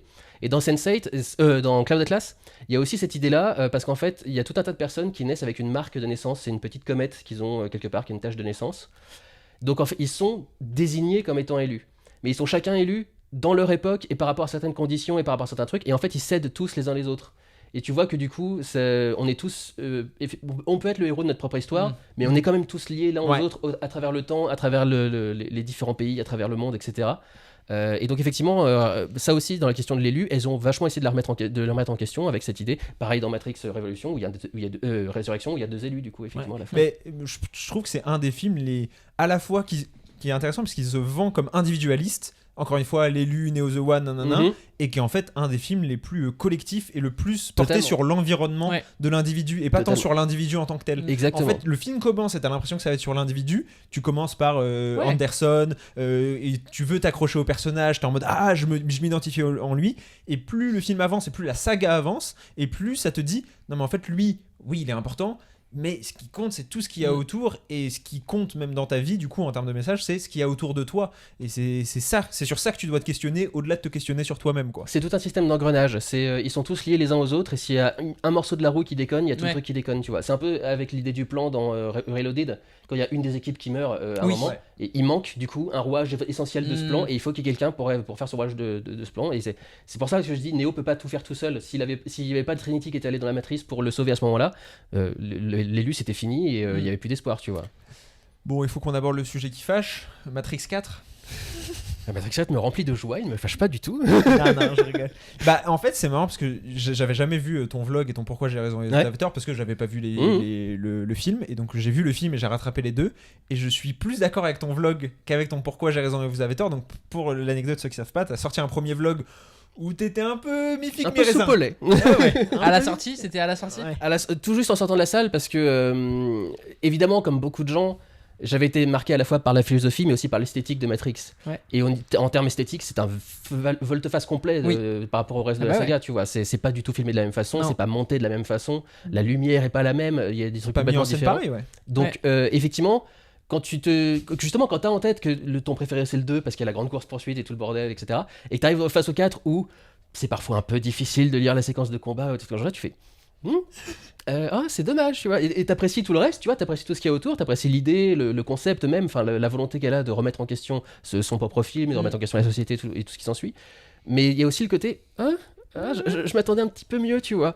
Et effectivement, le film, il a fallu. Mais en fait, c'est comme il était sorti du coup directement sur HBO Max, j'ai pu le revoir très très vite, genre 1 ou 2 jours après, tu vois. Et dès le deuxième visionnage, j'ai fait. Non mais je comprends mieux, d'accord. Je vois pourquoi elle fait ça comme ça, je vois pourquoi elle a changé sa mise en scène de cette façon-là. Comme en plus je suis très fan de ce qu'elles ont fait, j'avais déjà vu Sense8, et donc j'avais déjà été un peu habitué à cette mise en scène-là et à ce changement de mise en scène. Parce que Sense8, tu regardes Sense8, tu vois le truc, tu fais, ça ressemble pas du tout à un film des Wachowski, quoi. En tout cas pas à Matrix, quoi. C'est ça, et effectivement tu perds tout ce côté où tout a bien été préparé en storyboard, avec des plans bien pensés, des bien machins, genre. Tu sens que c'est beaucoup plus instinctif et émotionnel. Et tu te dis, mais en fait, pourquoi elle a fait comme ça? Et quand tu revois le film une deuxième fois et que tu comprends plus le message, etc., tu fais, d'accord, c'est pour ça qu'elle a fait ça comme ça. Et du coup, oui, effectivement, j'aurais préféré des scènes d'action un peu plus esthétisées et mises en scène. Et d'un autre côté, je me dis, elle a raison, elle peut rien apporter de plus en fait par rapport à ce qu'elle a fait avant. Avec ce qu'elles ont déjà exploré dans Reloaded et Revolution. Je veux dire, tu sais, la bataille entre les 100 000 Smiths là, quand ils sont en train de se battre dans la cour. Après, c'est déjà porté le bullet time 10 000 lieues plus loin et tu peux pas aller au-delà de ça en fait. bah moi, pour le coup, j'étais d'accord avec toi dans ton pourquoi j'ai raison, vous avez tort. Ma scène préférée dans Matrix 4, qui est une de mes scènes préférées des 4 confondus, c'est le moment où les gens ils se jettent par la fenêtre sur Trinity et Neo. Et là, c'est visuellement incroyable. Tu l'as dit en termes de message aussi, c'est intéressant. Ils ont transformé les gens en bombes. C'est Ouais. la phrase, quoi. Et visuellement, Non, ouais, c'est le côté, les c'est médias fou, quoi. sociaux nous montrent les uns contre les autres et en meutent les uns contre les autres pour s'attaquer quoi. Ah ouais, et même du coup le rendu et l'idée est Ouais. incroyable de Et ça- tu et les ça- vois Et ça esquiver fait froid des dans le humains dos aussi ouais. quoi. Tu vois effectivement des bombes humaines qui sont en train de tomber de partout et tu fais oh mon dieu c'est extrêmement glauque mais j'adore ce que je suis en train de voir. Ouais, mais ça, pour le coup, il l'avait vachement, je trouve, dans le Matrix 1, les côtés body horror un peu, tu vois. Oui. Ouais. Au départ, avec la bête que Smith lui Ah met dans le ouais. corps et tout. Et c'est vrai que ça, il le perd au fur et à mesure, le côté presque dérangeant parfois visuellement, mais en même temps intéressant. J'ai l'impression que plus t'avances, il y en a moins dans le 2 et encore moins dans le 3, quoi. Il y a quelques tout petits plans dans le 4 où ils montrent la résurrection, tu sais le processus de ouais. résurrection Oui, où tu vois ouais, du coup je du suis cerveau d'accord. à l'air, des machins etc. Ouais. Mais c'est effectivement un des seuls trucs où tu le vois comme ça. Je sais pas pourquoi elles sont plus éloignées de ce côté plus viscéral du truc. Je pense qu'elles voulaient vraiment se porter plus sur un côté plus émotionnel. Bien sûr. Viscéral au sens vraiment de Ouais, c'est ça. viscères, d'organes et de quelque chose d'humain, quoi. Pas forcément montrer de la barbaque en face du film. Mais elle met aussi un ou deux plans parce qu'elle sait que ça fait partie de ce qu'est Matrix. Bah ouais. Ouais, ouais. Mais effectivement le 4 est beaucoup plus centré sur les émotions. Mais moi je trouve que justement il a pas réussi à m'accrocher là-dessus quoi. Mhm. J'ai pas réussi à être vraiment Tu impliqué trouves pas Parce que émotionnellement. justement, toi qui parlais de la relation entre Neo et Trinity, Ouais. ils sont tellement cute dans le 4. Ouais, mais en même temps ça Tu m'intéresse. trouves pas toute la scène où ils sont en train de parler autour du café là où elle parle de son mari qui dit ouais quand je lui ai dit que je ressemblais à une héroïne de film d'action il a rigolé tu vois quand tu vois comment elle serre Ouais. elle serre les dents en disant ça et tu fais ah je sens tellement ta souffrance et le fait que tu sois pas pris à ta juste valeur par ton mari et tout tu sais j'ai de la peine pour elle et je vois très bien la connexion qui se crée entre eux Ok. et je trouve qu'ils sont vraiment adorables et vraiment mignons tu vois donc Ouais, non mais bah, après moi c'est que de manière générale, c'est ce que je disais sur les 3 premiers Matrix, je me suis pas tellement accroché aux personnages, pas tellement attaché aux personnages et à leur dynamique, et du coup vu que le 4 se repose là-dessus quasiment entièrement, bah c'est vrai que ça m'a juste moins parlé parce que j'étais moins impliqué dedans. Et donc même si je reconnaissais ses qualités, notamment en termes de propos que je trouvais vraiment intéressant sur le fait de faire un legacy sequel et de jouer avec les attentes, là je viens de finir ce week-end Twin Peaks The Returns, donc la série Twin Peaks, la saison 3 qui est sortie 25 ans après la saison 2 et qui fait pareil, c'est-à-dire joue énormément avec les attentes du spectateur parce que le personnage principal des 2 premières saisons il apparaît pas, ou en tout cas il apparaît pas comme prévu. J'ai trouvé ça intéressant, mais au-delà de ça j'ai eu du mal à m'attacher au film quoi. J'ai eu du mal à m'impliquer. Toi Ouais, non, moi j'ai pas réussi. J'ai vraiment pas aimé. J'arrivais plus. aucun aspect c'est Non. ni parce que personnage ni philosophie ni action Bah, en fait, le côté. Et ça, je pense que il est dépendant. Enfin, il est victime du fait que je l'ai vu après plein d'autres films qui ont déjà fait ça. Mais c'est vrai que le côté méta sur soi-même, de on a fait le jeu vidéo Matrix et tout. Alors, j'adore l'idée que ce soit la matrice qui l'ait rebloqué là-dedans. Ça, je trouve ça sympa. Mais au départ, quand tu ouvres sur ça, je suis en mode. Ah, ça, je l'ai déjà un peu vu, quoi. Le côté je m'auto-commente. Ouais. En fait, ils le font pas dans les 3 premiers. Ils s'auto-commentent pas parce que c'est normal. Ils ont pas eu 20 ans d'influence.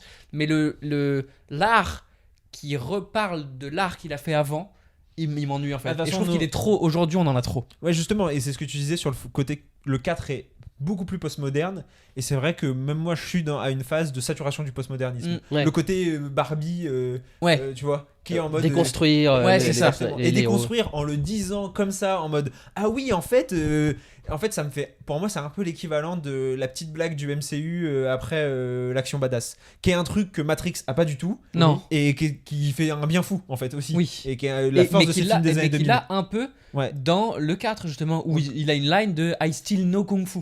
Ouais, ou sinon quand il tente de s'envoler, qui dit ah non, ça je peux pas le faire. Ouais. Et c'est vrai que le voir tomber dans ces travers qui me saoulent moi depuis 10 ans, je suis en mode ah c'est dommage parce que les 3 premiers je les aime aussi pour leur côté années 2000, premier degré quoi. C'est-à-dire que on a un propos et on y croit à fond. Mais ça vient aussi du fait de vouloir justement remettre en question l'admiration de Neo et de l'élu ou des choses dans ce genre-là, tu vois, c'est de remettre en question tout ce côté-là. Elles aiment pas la déification et les dogmes et les personnages qui sont intouchables et trucs dans ce genre-là. Et donc c'est aussi pour ça qu'il y a ce petit côté, on va faire un peu d'humour sur nous-mêmes et on va faire une petite blague, Bien on va sûr. faire machin. C'est parce qu'il y a ce côté...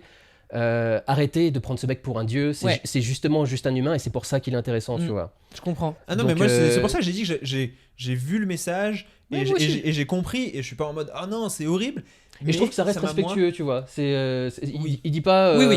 Non, ça, je suis d'accord. C'est pas, on dit pas t'es une merde, c'est non, pas maintenant. Tu vois, ouais. Ah ouais, je suis d'accord. Mais c'est vrai qu'en plus, ce trope de l'ancien super-héros qui a perdu un peu ses pouvoirs, qui veut les le retrouver et Legacy tout. Quell. C'est ça en fait. Ouais. Et du coup là-dedans pour le coup, là où les 3 premiers Matrix sont surprenants dans plein de manières d'aborder des dynamiques qu'on a déjà vues, là finalement elle prend une dynamique qu'on a déjà vue et elle ne surprend pas avec. Mais je me souviens plus exactement. Est-ce qu'on était déjà arrivé dans cette mode du c'est là où- Legacy Call ou pas? justement, Parce qu'il est j'arrive pas sorti à en savoir. 2020. Ouais, Ouais, 2021. 2021. Pour moi, on était au balbutiement. Au Parce qu'on a- balbutiement. c'est Est-ce ça. qu'il y avait déjà eu le Scream tout court par exemple, alors que c'est Scream 5 ou 6 ou machin genre là, mais il l'appelle Scream tout court parce que. Ouais. Tu vois, est-ce qu'il y saurais avait déjà pas eu te ce dire. genre de truc de remise en question? Parce que Je pour moi crois c'était une pas. des premières à le faire, tu vois. Et bah c'est possible, mais sauf que comme moi je l'ai vu là Bah, récemment, et bah elle sort pas du lot par rapport à tous les autres en fait. Et de la même façon que je pense que on disait, tu disais au début, un ado d'aujourd'hui qui regarde Matrix Ouais. le recevra aussi d'une certaine façon, etc. Il y a sans doute effectivement ce risque que quand il voit le film, il soit moins décontenancé et Exactement. moins Ah bah ouais. ébloui par le Bah truc, ouais. parce qu'effectivement maintenant ça s'est vu et ça s'est fait Ouais. ailleurs. Et c'est aussi pour ça justement qu'il a fait pas Matrix 4 comme les autres. Parce que Oui. c'est ce que j'avais dit, le bullet time aujourd'hui, tu regardes un film de Zack Snyder, t'as 3 bullet time Oui, oui. par minute, tu vois. Donc Ah non, mais ça, c'est très bien. faire du bullet time et faire ces scènes d'action comme ça, c'était Ça, je suis absolument pas d'accord, nécessaire. Et ouais. c'est aussi cette autocritique de se dire, bah maintenant tout le monde a fait ce que j'ai fait dans Matrix, donc il faut que je fasse un Matrix Ouais. complètement De différent. toute façon, il faut le dire, hein, c'était un projet quasi voué à l'échec. Bah, qu'elle Bien voulait sûr. pas faire au départ d'ailleurs. Hein. Il y a plusieurs interviews d'elle qui disent on veut pas redonner une suite à ça. Ouais. Ouais, ouais. Et c'était justement, c'est quelque chose d'humain, c'est la mort de leurs parents qui l'a poussé à se poser Ok. cette question-là. C'est qu'en fait, elles ont perdu leurs 2 parents à peine un mois d'intervalle, et un ami en plus très proche, je crois, à ce moment-là. Et du coup, ça lui a fait faire toute une réflexion sur le deuil et sur la disparition et sur tout ce qui s'ensuit. Et à ce moment-là, elle s'est dit, je voudrais faire une œuvre qui me permettrait d'exacerber ce deuil et d'exacerber cette envie de voir des gens que j'ai aimés et qui sont plus là, tu vois. Et donc elle s'est dit, bah, Neo et Trinity, ils sont morts. Et avec le principe de Matrix, je peux les faire revenir complètement, tu vois, avec cet univers cyberpunk et ces technologies et, et le mélange entre le mécanique et l'organique, tu vois, avec la connexion entre les humains et les machines. Avec ça, je peux, du coup, trouver un moyen de passer outre mon deuil. Et du coup, il y a quand même quelque chose de fondamentalement humain qui est à la base du film et qui leur a donné envie de faire le truc. Parce que même si Warner leur a dit, comme ils le disent dans le film, On le fera avec ou sans vous. on le fera avec ou sans vous. Oui, d'ailleurs, je crois qu'ils parlaient de préparer après encore un 5. Là, pour le ouais, coup, complètement. Ils parlent, C'est ce que j'allais dire. avant qu'elles arrivent, il y avait toujours un projet sur un prequel sur la jeunesse de Morpheus, Ouais. tu vois, qui était oui, prévu. avec Michael B. Jordan. Et elle s'est dit, bah, tant qu'à faire une suite, autant que ce soit moi qui la fasse, Oui, parce que moi je la ça, ferais ouais. bien, tu vois. Ouais, ouais. Maintenant, effectivement, alors maintenant que le 4 est sorti, Et pour contexte, si les gens ne savent pas, c'est mangé au box-office et au-delà d'être mal reçu, c'est que ça a été une catastrophe financière. 180, je crois, même pas 200 millions c'était une au box-office non, mondial. c'était une Ouais, catastrophe. c'était une catastrophe. Mais il faut dire aussi que c'était post-Covid, il était Ah, sorti bien en sûr. direct, en même temps en salle et sur HBO Max. Donc Et en c'était- même temps que Spider-Man. Et en même temps que Spider-Man. et en même temps que Spider-Man, voilà. Qui effectivement. jouait en plus aussi sur le côté Bah nostalgie. oui, Enfin, Exactement. Et lui prenait du coup le côté on va chouchouter votre nostalgie. Ouais. Quoi. Ah bah là, Ah bah, ouais. Spider-Man No Way Home, il fait exactement ce qu'on attend de lui. Hein. Et donc Oui. là maintenant, il y avait un projet écrit par Drew Goddard qui a participé à la série The Good Place par exemple, Ok. qui là il est sur un film qui s'appelle Project Hail Mary, qui est le Ah bah nouveau Ouais. Lord des Miller. Il a écrit ce scénario-là et il était en principe sur un Matrix 5.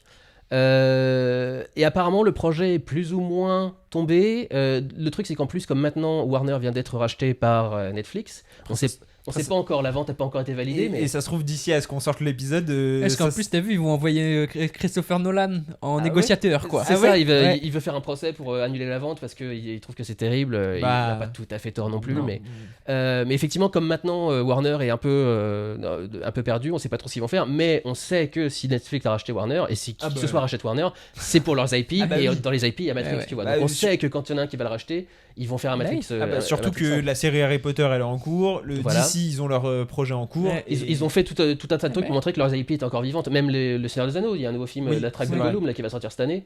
Ou l'année prochaine, je sais plus. Je crois que c'est cette année. C'est cette année Oh, je l'ai pas mis dans mes films à venir. mais du coup, non, voilà, c'est vrai que Matrix, c'est une des licences qui a un nom, tu vois, qui est Ouais. reconnu immédiatement, qui est une vraie franchise qui est reconnue. Et on sait qu'on peut en faire plus parce que par exemple il y a eu les Animatrix qui sont sortis. Oui, ça j'ai pas Et vu. tu vois que tu peux amener cette idée-là dans plein de trucs différents et faire plein de trucs intéressants en Tu fait. pourrais faire un jeu vidéo, même avec. Bah, Il y a eu des jeux vidéo de fait. Ouais. Non, il y en a eu plusieurs. Il y en a eu un qui était pas terrible, qui était Enter the Matrix, qui venait vraiment s'intercaler entre le deuxième et le troisième film, Ok. avec des scènes qui ont été tournées avec les équipes les du acteurs film et les acteurs du film et tout, mais pour le jeu vidéo. Ok. Spécifiquement, ce qui était pareil, l'époque, révolutionnaire ouais. à l'époque, Bah tu ouais. vois, cette interconnexion entre le jeu vidéo et machin. Le fait de faire Sans se dire. des animatrix avec donc de l'animation dessinée 2D et 3D également d'ailleurs.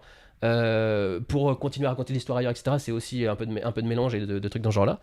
Et mais donc- sur quoi, pardon? Non, mais sur l'avenir de la saga, quoi. Oui, voilà, et on voit qu'il y a plein de façons d'amener Ouais. ce truc ailleurs et de raconter plein d'histoires sans forcément d'ailleurs reprendre Morpheus et Neo et Bah, Trinity ça, de toute et façon, machin, c'est tu vois. le gros problème de ces franchises-là et le gros problème de Star Wars aussi. Hein. On peut, parce que, enfin, on peut faire la comparaison, même si Star Wars est une franchise beaucoup plus installée que Matrix et beaucoup plus développée. Moi, le problème que j'ai avec Star Wars aujourd'hui, c'est quand ils continuent à essayer de me raconter les trucs des Skywalker, etc. On voit que l'univers est 1000 fois plus grand. Racontez-nous des trucs Ouais. qui n'ont rien à Ah, voir. mais- et puis les meilleurs trucs qu'ils ont fait, c'est justement pas lié à ça finalement. Ça va être The Mandalorian, ça Et va encore, être... The Mandalorian, un Une peu. de leurs séries qui a apparemment le plus plu, c'est Star Wars Visions, qui Oui. est comme Animatrix. On prend contact avec des animateurs japonais, on leur donne la possibilité de faire ce qu'ils veulent avec notre univers. Ouais. Et généralement, ils font des trucs qui sont plus intéressants et plus impressionnants que ce qui se fait ailleurs, quoi. Ouais, mais bon, non, on a Mandalorian et gros goût. Et un film sur Rey. Ah oui, encore Et par contre, le film- soi-disant. Ça fait 2 ans qu'il a été annoncé ce truc. Bah, je crois qu'il est en tournage et tout. Hein. Ah non, je crois Ah que ouais, là, ouais. depuis, il a été Ah. validé cette année, etc. Apparemment, il Dis va donc, se il y faire. a du progrès chez Lucasfilm, hein, Ouais. parce que ça a Mais été pas un le- peu les limbes pendant très longtemps. Mais pas le film sur Kylo Ren par. Ah, dommage.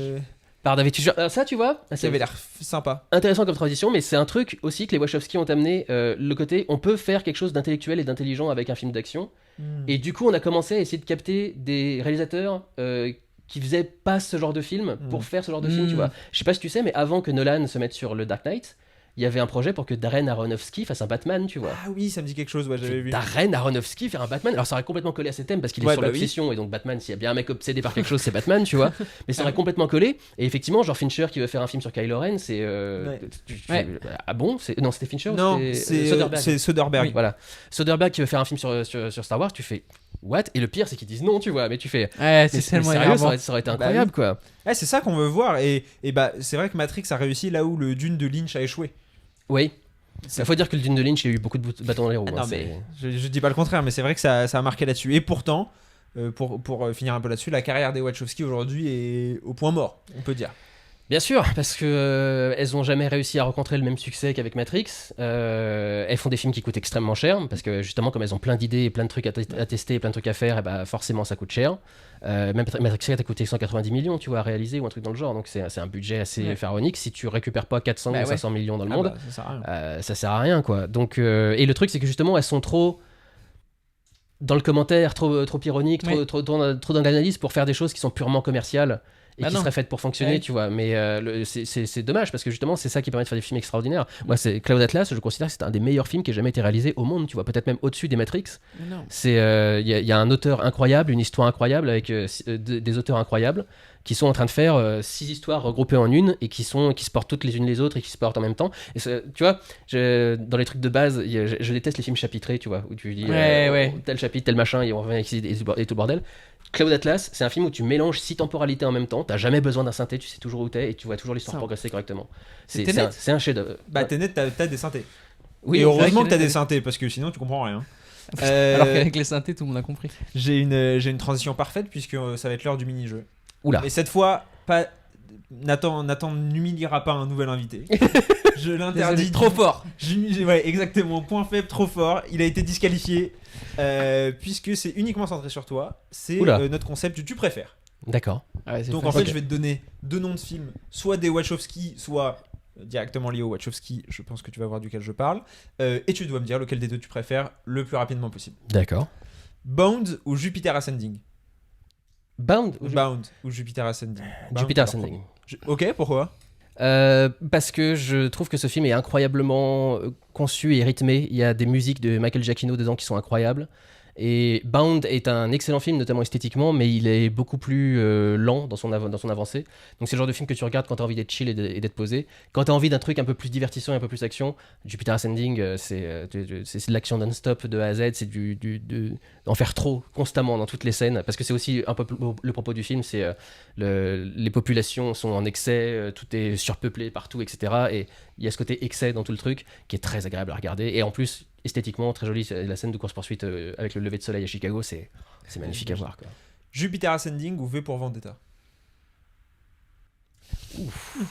Ah ouais, attention, ça va devenir de plus en plus dur. J'ai au deuxième. Je préfère te prévenir. V pour Vendetta. Ok, qui est techniquement pas un film des Techniquement, alors elles des l'ont sœurs Wachowski. produit et écrit.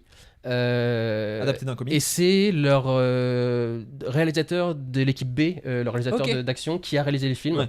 Euh, Avec Hugo Weaving. Et le truc, c'est que du coup, tu retrouves absolument tous les Wachowskismes dans le truc, tu vois. Enfin, t'as un élu, t'as plusieurs élus d'ailleurs, t'as l'envie de remettre en question les règles de la société, Ouais, t'as, l'ordre, la structure. l'ordre, la structure, etc. Et c'est vrai que c'est un film qui est. Et pour le coup, il est vraiment viscéral, tu vois. Il y a toute une scène où le personnage de Evie sort sous la pluie. Il lui arrivait tout un tas de trucs psychologiquement, et c'est un peu sa scène de renaissance. Et t'as cette scène où elle est sous la pluie, avec la musique qui s'envole, avec un truc et tu vois le ralenti avec les gouttes qui lui tombent dessus. D'un seul coup, t'as un cut sur le mec qui l'a aidé, qui lui est au milieu du feu, tu vois. Et donc t'as elle qui est sous la pluie et lui sous le feu, et t'as ce mélange. Et tu vois, j'ai la chair de poule qui commence à arriver juste en parlant, tu vois. Non, c'est. Et ben la pluie dans Que je n'ai pas sur Jupiter Ascending, pour le coup, la chair de poule. Donc forcément, entre les deux. la V. pluie dans Matrix Ouais. aussi très importante. Bien sûr. Et un des trucs dont on n'a pas parlé, et pourtant je pense que c'est majeur dans Parce l'avant-après. que c'est les lignes de code qui tombent à la pluie, c'est pour ça, pour les gens qui. Ouais, la métaphore. Et en termes de blockbuster américain, la représentation des minorités, quoi. Oui, complètement. Il y avait un casting extrêmement divers Ouais. dans Matrix pour les années 90 où Même pour c'était, aujourd'hui, il le serait encore quasiment. éventuellement, ouais, c'est vrai que on prend l'équipe, je veux dire, il y a même un personnage albinos, tu vois combien de fois tu vois un personnage ouais. albinos dans un sûr. film. Et qui Donc n'ont pas c'est- des petits rôles, enfin même Morpheus, Ouais, c'est c'est pas le cliché du sidekick noir qui meurt au bout de Exactement, 3 ouais. scènes, quoi. Mm. Non, et qui a un propos aussi sur les minorités. Mais donc, Mhm. on reprend. Donc V pour Vendetta. Mm. V pour Vendetta ou Speed Racer. Ah. Oh, c'est vicieux. J'avais c'est prévenu. vicieux. J'avais prévenu. C'était soit ça, soit un quiz contre Nathan. Et c'est pire. Et c'est pire. Juste, ne serait-ce que tout Speed Racer est génial, mais ne serait-ce que pour la scène de fin, qui est une des scènes les plus incroyablement tendues et viscérales que j'ai vues de ma vie, Speed Racer. La course de fin de Speed Racer, t'as des moments de flottement où tu vois la voiture qui arrive pour prendre un virage et elle saute, elle se retrouve en l'air et elle tombe pas sur la route avant au moins 10 minutes et tu vois tout le public qui est en mode en train de s'exciter complètement et à la fin le mec passe sur la route et la route se liquéfie derrière lui, tu vois. Enfin, ça devient comme de la peinture qui bouge derrière. Mais j'ai vu les images, ça a l'air incroyable. C'est incroyablement viscéral, c'est incroyable comme sensation ce que tu ressens dans ce film. Et même si le reste du film est moins bon que serait V pour Vendetta, mais rien que pour cette scène de fin là, c'est tellement, c'est tellement fort, je peux pas, je suis obligé. Speed Racer ou Matrix. The Matrix. Ouais, The Matrix. Ouais, lequel, The Matrix. Le premier.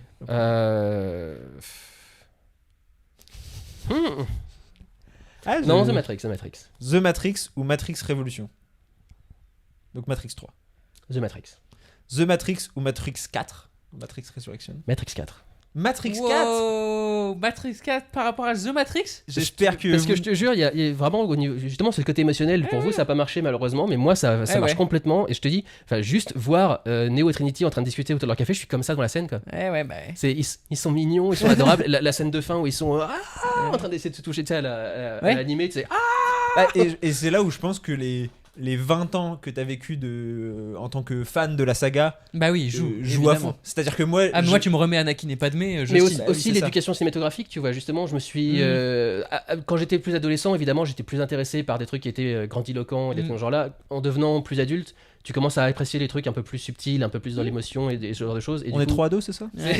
On n'est pas assez subtil pour lui, apparemment. Exactement, non, Mec, c'est il le vient dans message. Frangin Vidéo Club, il nous dit qu'on n'est pas subtil, on est au courant. C'est le concept. C'est le concept de Frangin Vidéo Club.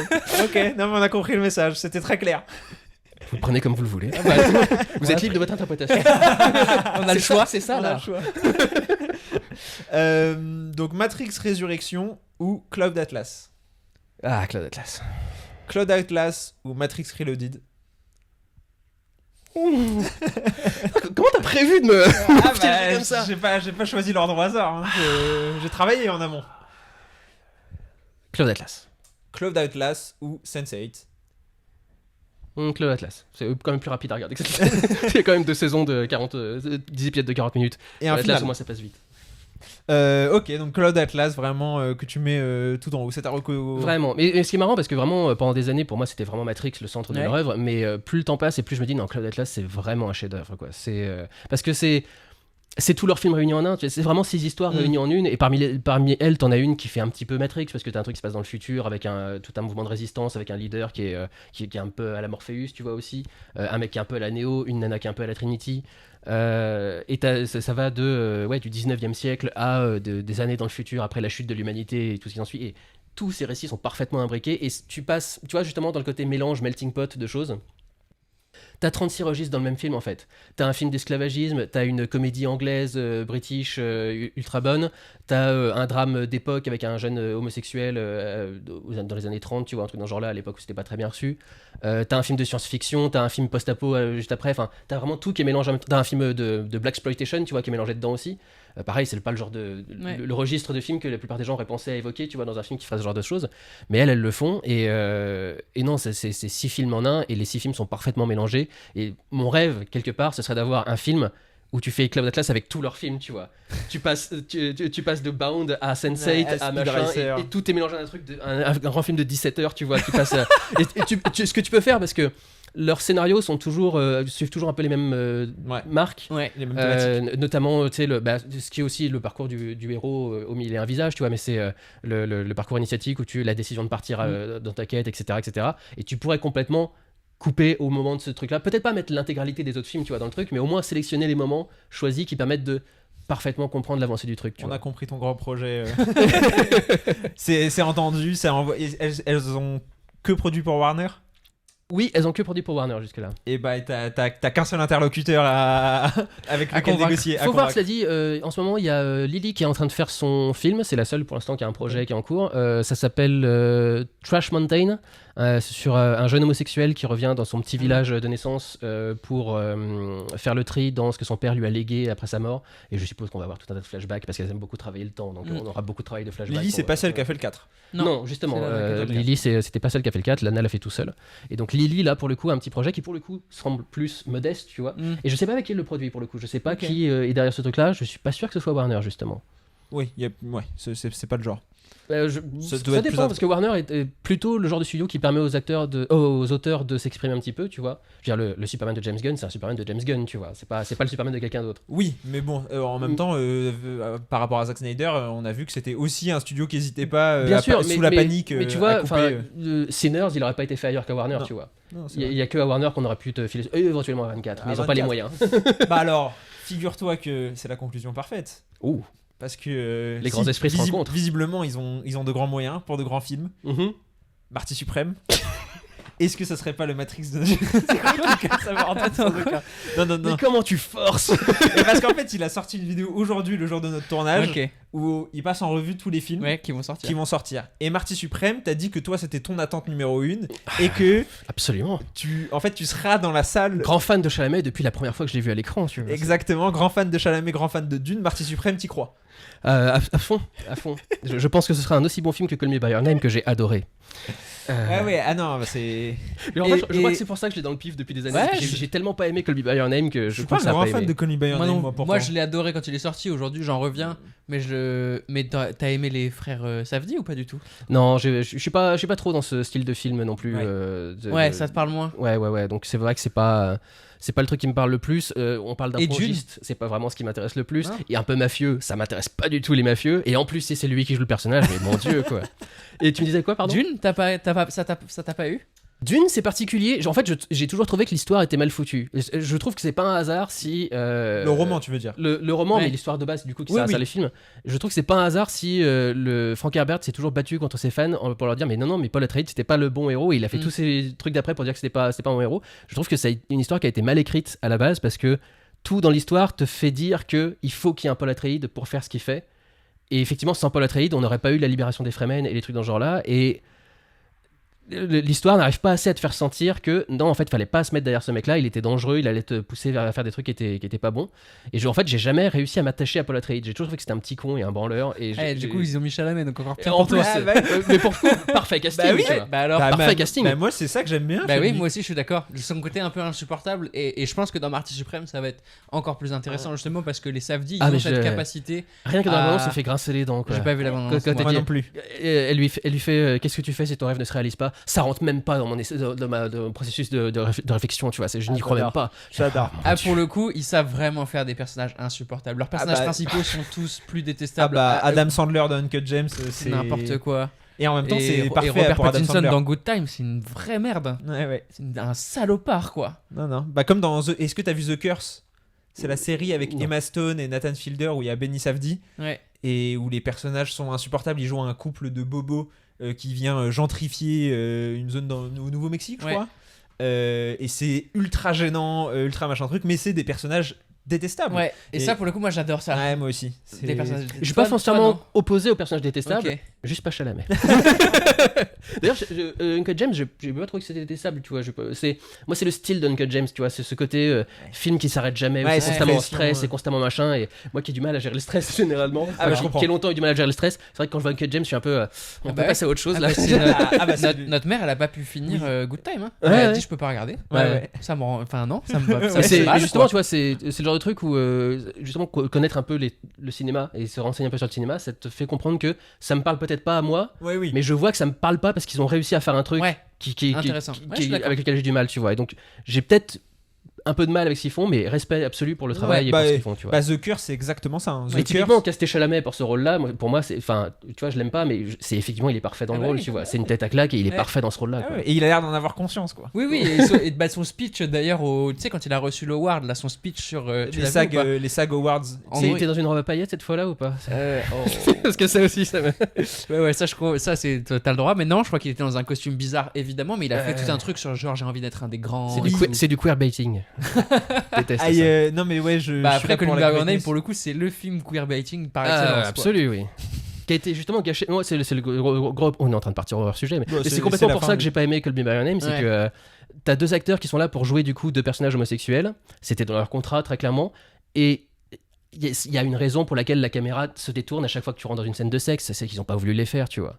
Mm. Et pour moi, c'est le problème, c'est deux acteurs hétéros qui ont pas voulu jouer du coup la scène de sexe à fond et qui du coup gâchent le film Mais à je ce me niveau-là. demande si c'est pas Guadagnino, parce que Challengers, il a un peu ce problème. Ouais. La caméra. Mais tu vois, je pense aussi que Zendaya, c'est pas le genre de nana qui a envie trop de se faire. Ah, mais du coup, c'est à Guadagnino de oui, savoir dire, bah attends, surtout qu'à l'époque où il prend les deux. Ça se passe pas comme ça un tournage. Ah ouais L'acteur a les pleins pouvoirs sur un tournage. Ça oui, mais, mais au, en moment amont. au moment où tu castes, tu peux Ah lui oui, mais dire. justement, tu as des tonnes d'acteurs qui vont caster en disant oui, je ferai une scène de nu, y a pas de problème. Et puis au moment de la scène de nu, c'est non, tu me mets une doublure corps, sinon je la fais pas. mais du coup- les acteurs, ils sont tout puissants. à Mais ce du coup, niveau-là. il met une doublure corps, ce qu'il ne l'a pas fait. Donc il a fait le choix quand même finalement Guadagnino à la ça fin. dépend à quelle distance il a été prévenu, tu vois, par rapport au moment de tourner la scène. Tu peux Ok, pas forcément faire les choses au dernier moment non plus. J'entends.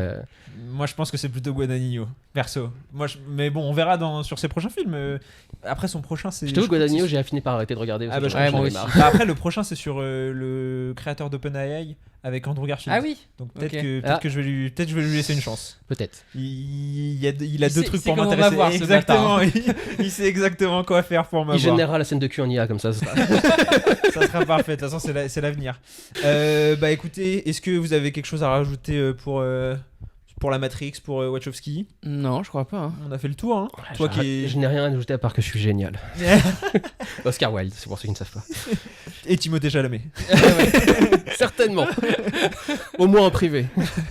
Bah écoute, c'était un plaisir. Ouais, merci beaucoup de m'avoir Non, invité à tous Merci les deux. à toi. On peut te retrouver sur ta chaîne. Ton Pourquoi Absolument. j'ai raison et vous avez tort sur Final Fantasy, ça sera sorti. En principe, je suis en train de me débattre avec Sony là pour voir s'ils me laissent Ok. le sortir ou pas. Mais même s'ils disent non, je devrais avoir une version avec des filtres pour que ça passe. Donc normalement, il devrait y avoir un pourquoi j'ai raison et tort sur Final Fantasy et plein de vidéos à venir. dans Ouais, cette c'est année. ça. probablement ton top flop au moment où. Si on ça en sort en parle. janvier, oui, probablement. Top flop et rattrapage de film, ouais. Et tous les invités à la fin et même de manière générale on dit couper comme je sais pas si tu sais sur les tournages. Tu m'apprends quelque chose. C'est parce que j'ai vu au début tu disais apprendre le cinéma etc. Je me suis dit parfois faut rappeler les bases. Je suis une parodie d'assistant réa sur un plateau. C'est moteur, silence en train de hurler. Et donc tu veux que je dise couper?